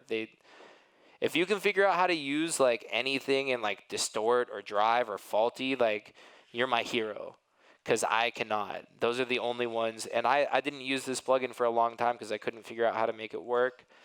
Amp is one of my favorite plugins that Ableton makes everything sound crazy, but then you dial it back on the dry wet and it sounds real nice. Pair that with overdrive, and I'm basically not even using these as saturators. They're more like coloring tools as far as like coloring the timbre of a sound, if that makes sense. Like, I've gotten in the habit now, I'll throw overdrive on everything, hi-hats, kicks, whatever, and you just like dial back the drive and turn up the tone and dynamics, or do whatever you have to do. Bring the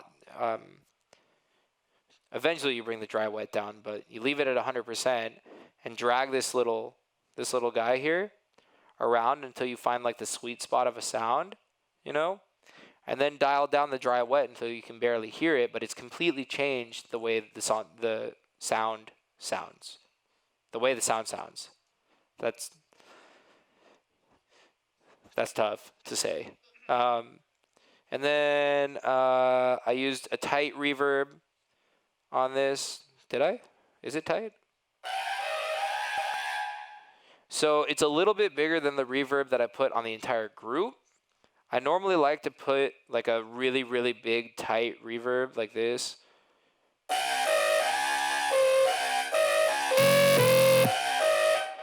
If you play it without,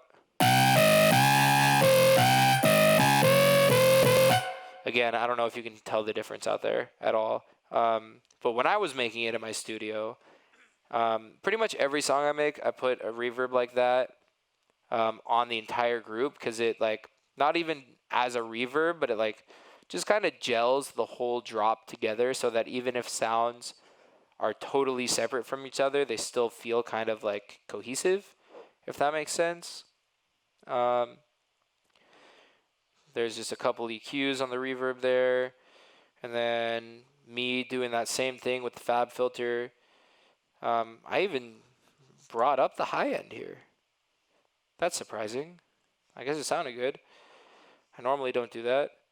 But yeah, most of the stuff here is just those crazy subtractive cuts that are only happening when those frequencies are actually playing in the sound. But like, if you have a sound with this much frequency going on, like this is like, it's literally screaming. You know what I mean?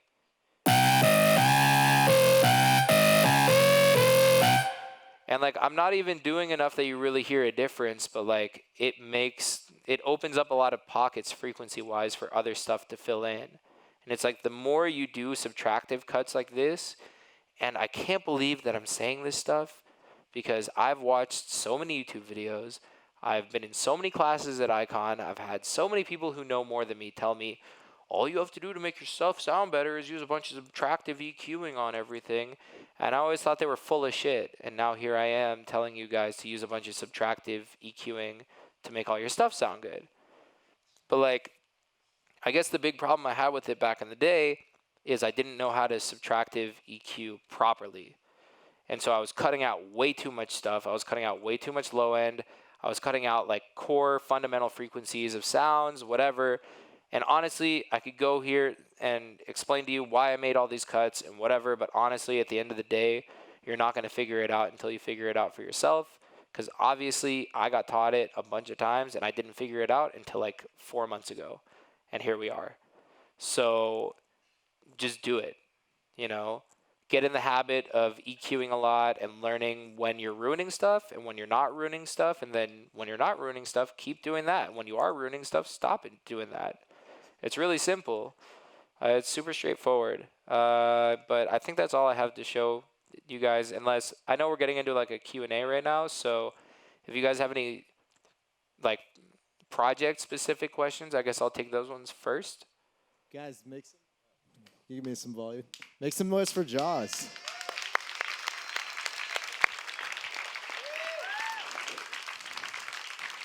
That's amazing, man. Thank you. I told you I talk a lot. That was awesome. So we are running just a wee bit over, but we'll do a Q&A for like 15 minutes. We already have the pizza waiting outside. So if you don't get a chance to ask a question, there's like a meet and greet afterwards for a little bit. So yeah, what he says. Yeah. So I don't know anything. I'm just going along with what he says. So no stress. So yeah, just raise your hand and I'll come over with the mic and just try to talk into the mic so that we can hear you. Since I've been talking about so much music stuff, let's do like the first 1 or 2 questions related to the project, if anyone has any. And then after that, it can just be free for all. Does anyone have any like project production related questions? Anyone? Hands up. Oh, okay. Can we see your like vox layering and bus processing? The vocals layering? Yeah. Okay. So this vocal was a sample, as many of my vocals are, because I'm way too lazy to, well, actually, it's not even about being lazy, honestly. It's that I can't write what I feel is a good song unless I already have a vocal sample as a placeholder over the song. Like, I can't write chords right, I can't structure a song right unless the vocals are already there. The big problem with that is that once I take that vocal sample off, no matter if Katy Perry came in and recorded over this, it's not going to sound as good as the original sample. So 9 times out of 10, I just keep the samples that I bought on Splice, and they're in the song now. And someone else could make us. You could probably find this on Splice and make the identical song, and that's okay. That being said, it was, as you can see, in the key of B minor, so I had to pitch it down. I did that outside of the project, though. What was I going to say? So let's just take off all the processing and see what it sounds like. Going along, life on the road, it's just a little fears, don't let them bring your tears. It's not bad, but like, it had a lot of low end in it, and it just didn't really cut through the mix, so I just slapped a crap ton of stuff on it, to be blunt about it. And honestly, I don't really know much about mixing vocals. It's not my strong suit. I just normally do stuff, add and subtract until it sounds right. Vitamin by Waves has been one of my best friends for vocals. I honestly can't tell you what it does at all, but I know that if I go to lead vocal 1 or lead vocal 2, if neither of those sound good, then I delete the plugin forever. But normally one of those two will do the trick, or at least be like a starting foundation. So like if I turn off all this stuff, click, click, click, and then it's just Vitamin. So here's without Vitamin. Going along. Oh yeah, and then I also have this chain that I bought from a production, like, education company that do tutorials. And they gave out a bunch of Ableton racks, and I literally just dragged this into my project and left it there, and I didn't touch it. And it's like EQing and compressing and gating and doing all this stuff, and like, that's so backwards, and I should be slapped on the wrist for doing it, but like, it sounds good. So who cares? Anyways, Vitamin. Here's without. Going along, life on the road, it's just a little fears, don't let them bring your tears. I mean, it literally just like brings life into any vocal I ever throw it at.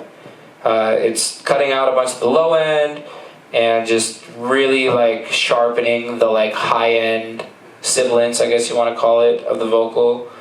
And then some random preset from FabFilter for vocals, and then here's another random thing for vocals that I put on there that's like, I don't even know what it's doing. Oh, it's a doubler. It's a doubler. So it's making a stereo copy left and right of the vocal to make it feel more full, which without it, it like didn't feel right.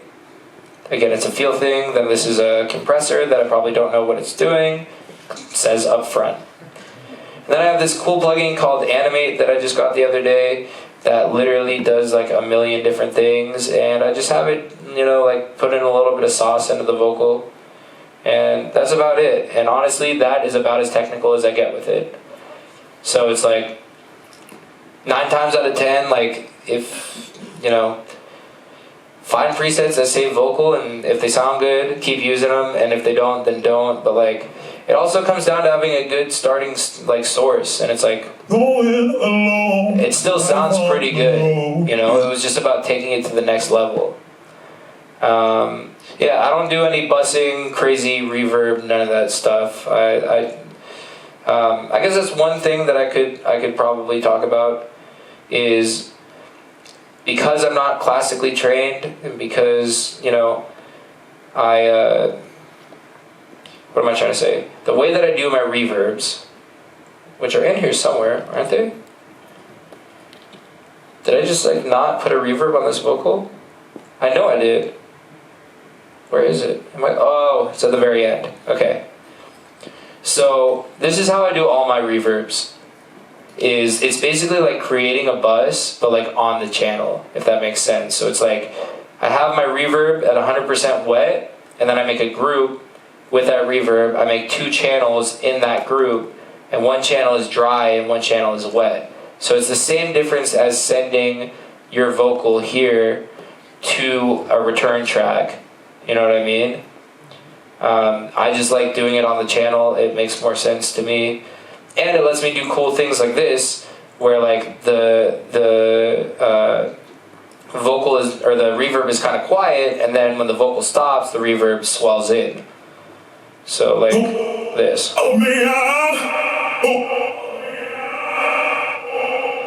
And doing that with a return track would be like next to impossible. So I just like the creativity that you have doing reverbs and stuff this way. But I think that's the long and short of it. Anyone else?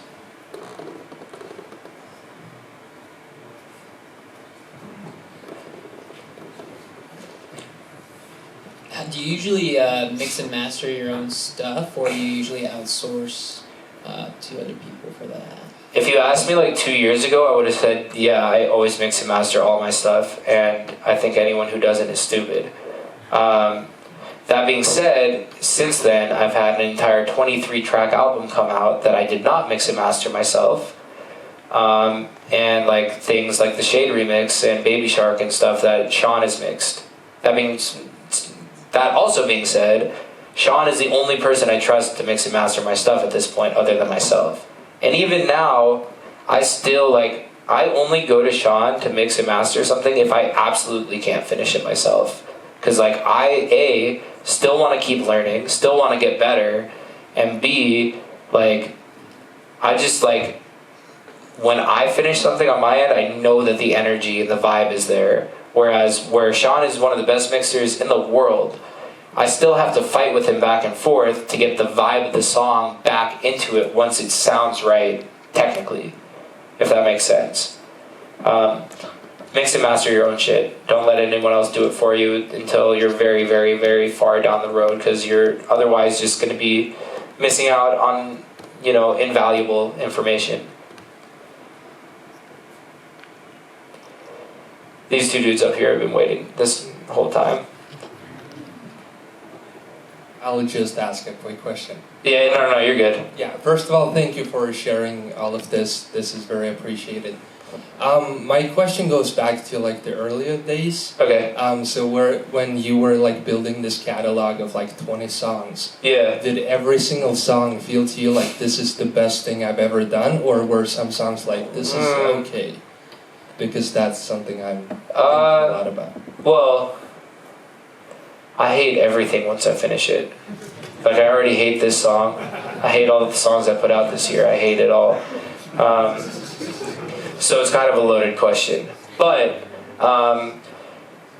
did I think that all of those were good enough to put out? Yeah. In, 4 months from that point, did I think that half of them were good enough to put out? No. So, it's something that changes with time, but like from that 20 songs that I had ready to go, there were like another 20 to 25 that I just threw away. You know what I mean? And like there is like a point in every song that you're writing where you have to make that decision. Is it good enough to finish?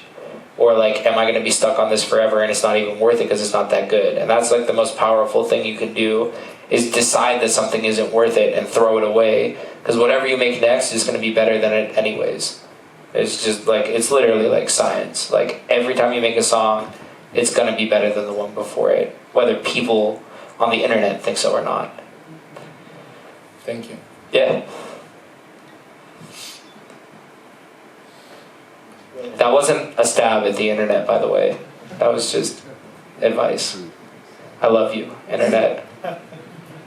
I've got a question about like loudness. It's something I'm facing a lot. I love it. I love loudness. In the track I'm trying to finish right now, when I'm at the drop mixing it, my peaking is showing at like -3.5. dBs, LUFS. dBs on the, when you go to like the master, the metering, it's like. You mean like here? Yeah, that little thing. That thing says -3.5. Okay. But then when I put on my like Julian and I look at the LUFS, I'm at like -18 LUFS. So yeah, I guess there's a lot of ways to answer this question, but I'll try to do it as simply as I can. Don't worry about what this guy here says at all. As long as you're not clipping the shit out of Ableton, you're fine.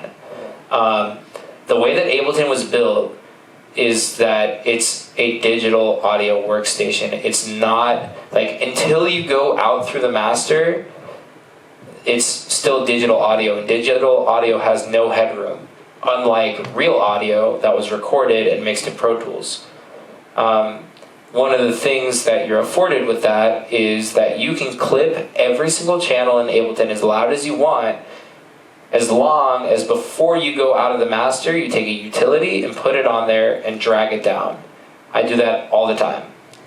Like, literally, like, when I'm working, like when I start a song, I'll put a utility on the master and drag it down like -7 and like call it a day. Cause like trying to mix like, let's start my kick drum at -11 on the channel mixer and then everything is like -24, -36, like it gets so confusing. Leave the kick at 0, mix everything around that, make it run all the channels super hot and then just turn it down afterwards and it's the same exact result.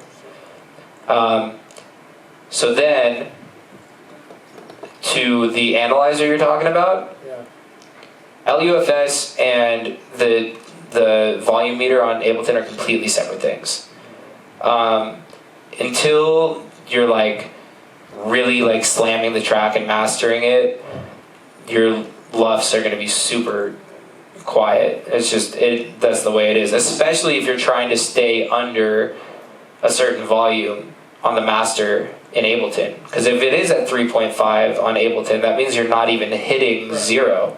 So yeah, of course your LUFS are going to be super, like, if like I played the MP3 of this song right now and I brought it into Ableton, it's probably going to like shoot through the channel, like here. Let's just see what happens when I play this. That one's actually fine, but this one you can see is actually clipping. It's like actually clipping after I exported it, clipping.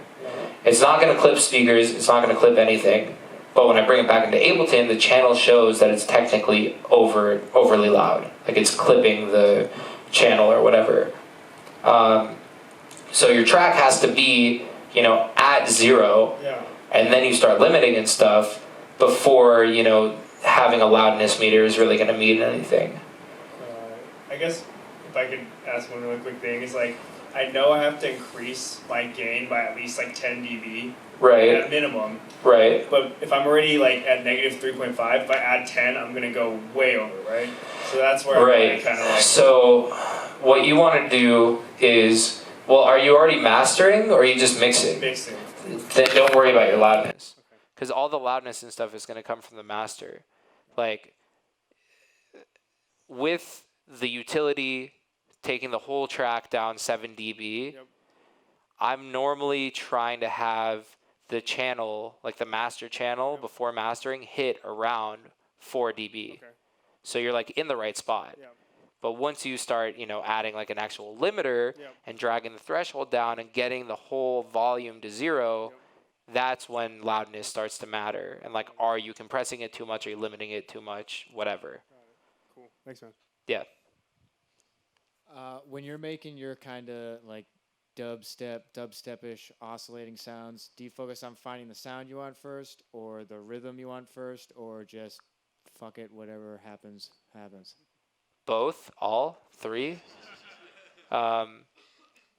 Yeah, I mean, sometimes it's like I'm flipping through presets and like the sound is really cool. I'm like, okay, I like the tone, but I need to make, the envelopes change it in a way where it's like moving the right way. Or I'll find a sound where I'm like, the movement is really dope, but I don't like the tone of it.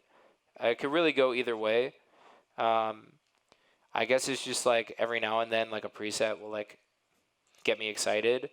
And like, to be fair, like, I do make synths from scratch pretty frequently, but they always end up sounding the same.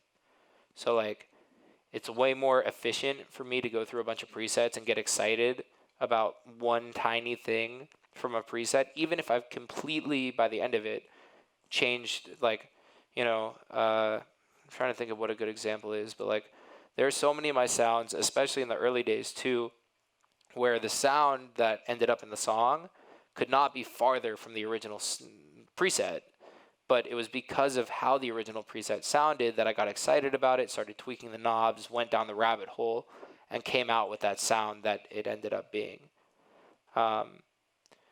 So, yeah, I guess it's all the above, any. As long as, like, the sound gets you excited, or even if it doesn't, just try to, like, force it to do what you want, you know what I mean? Like, just turn a bunch of knobs and see what happens. Put some weird filters on it, like, drag something where you don't think it should be, and, like, all of a sudden, like, you end up getting these crazy sounds that you didn't know were possible because you just haven't tried. Cool. We're going to do a couple more. Cool. Thanks for doing this. It's so awesome, man. Yeah, It's thank just, you. Like, thank you very much for being transparent and like just showing us everything that your Yeah. inner workings. I mean, it's not that impressive, so. I'm gonna step away from the production side of it. Thank God.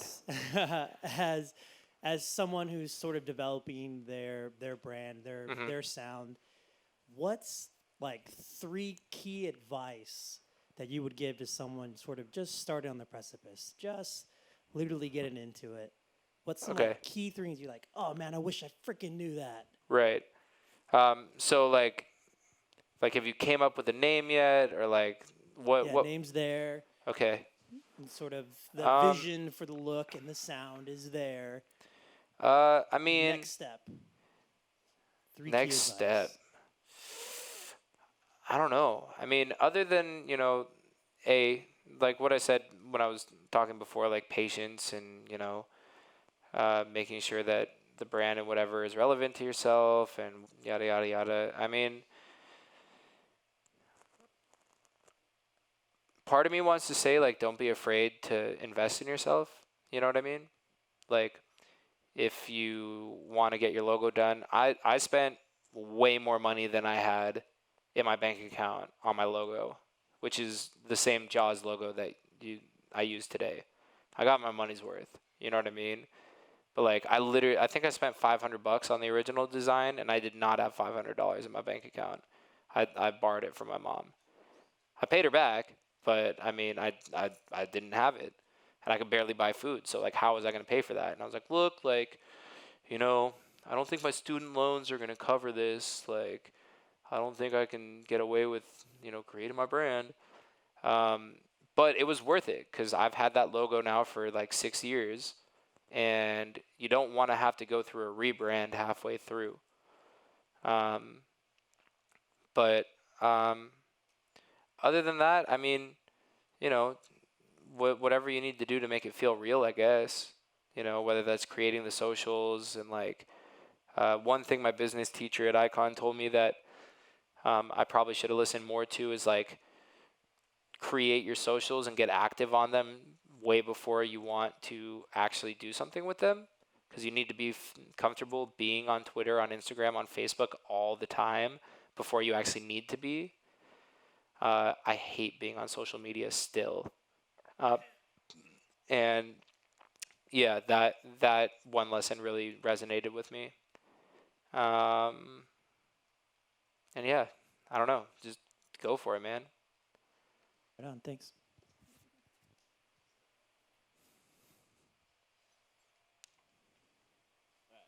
Last question. Okay. Hello, Jauz. Yeah, I wonder how did you break through your bottleneck while you are learning to produce? I think it's really annoying problem for me. Yeah. I mean, so my friends that I like brought down from where I grew up to go to Icon, who went to school, anyone I know who's learning how to produce, I kind of like explained to them the like journey of learning how to make music. And it's like at the beginning, especially if you're going to school for it, you learn so much information and it's really exciting, and you can do all these things you didn't know how to do before and you feel like a genius. But then a little bit after that, you have learned so much information that you actually are going to have a hard time writing good music because you're so worried about applying all of the techniques that you've learned. You know what I mean? And, you know, whether it's mixing or sound design or whatever it is, there was a long point, like maybe a year and a half for me when I was in school and out of school, where I couldn't write a song that I liked because there was just too much information in my brain going around. And that's, I think, the bottleneck you're talking about. And all you can really do is just work hard and push through it. And then eventually one day I woke up and I just opened Ableton and I started writing a song, and things that used to, you know, take actual brain power for me to do, you know, like how to EQ something or when to use a saturator or a compressor, anything like that. I wasn't thinking about it anymore. I was just doing it. You know what I mean? And like every now and then I would catch myself like, oh shit, like I just did that, like without thinking about it, and all of a sudden it's there. And it's like almost like becoming fluent in another language. You know what I mean? Like like, I mean, I don't anymore, but I used to speak French pretty well. And like, but I never got to a point of being fluent, you know? Even when I have conversations now, especially now with people, like I have to think about every single word I'm going to say before it comes out of my mouth. Whereas if you're fluent with a language, you don't think about it. It's just like coming. You know what I mean? It's just like, I mean, especially when I talk, it's just vomiting out of my mouth. But that's another point. So it's like music is, or not just music, but especially music production is a language. And it's a language you have to become fluent with. And once you become fluent with it, you can use it creatively instead of struggling against yourself. Thank you. Yeah, of course. All right, guys, make some noise for Jauz one more time. Thank you guys very much for being here. I had a lot of fun.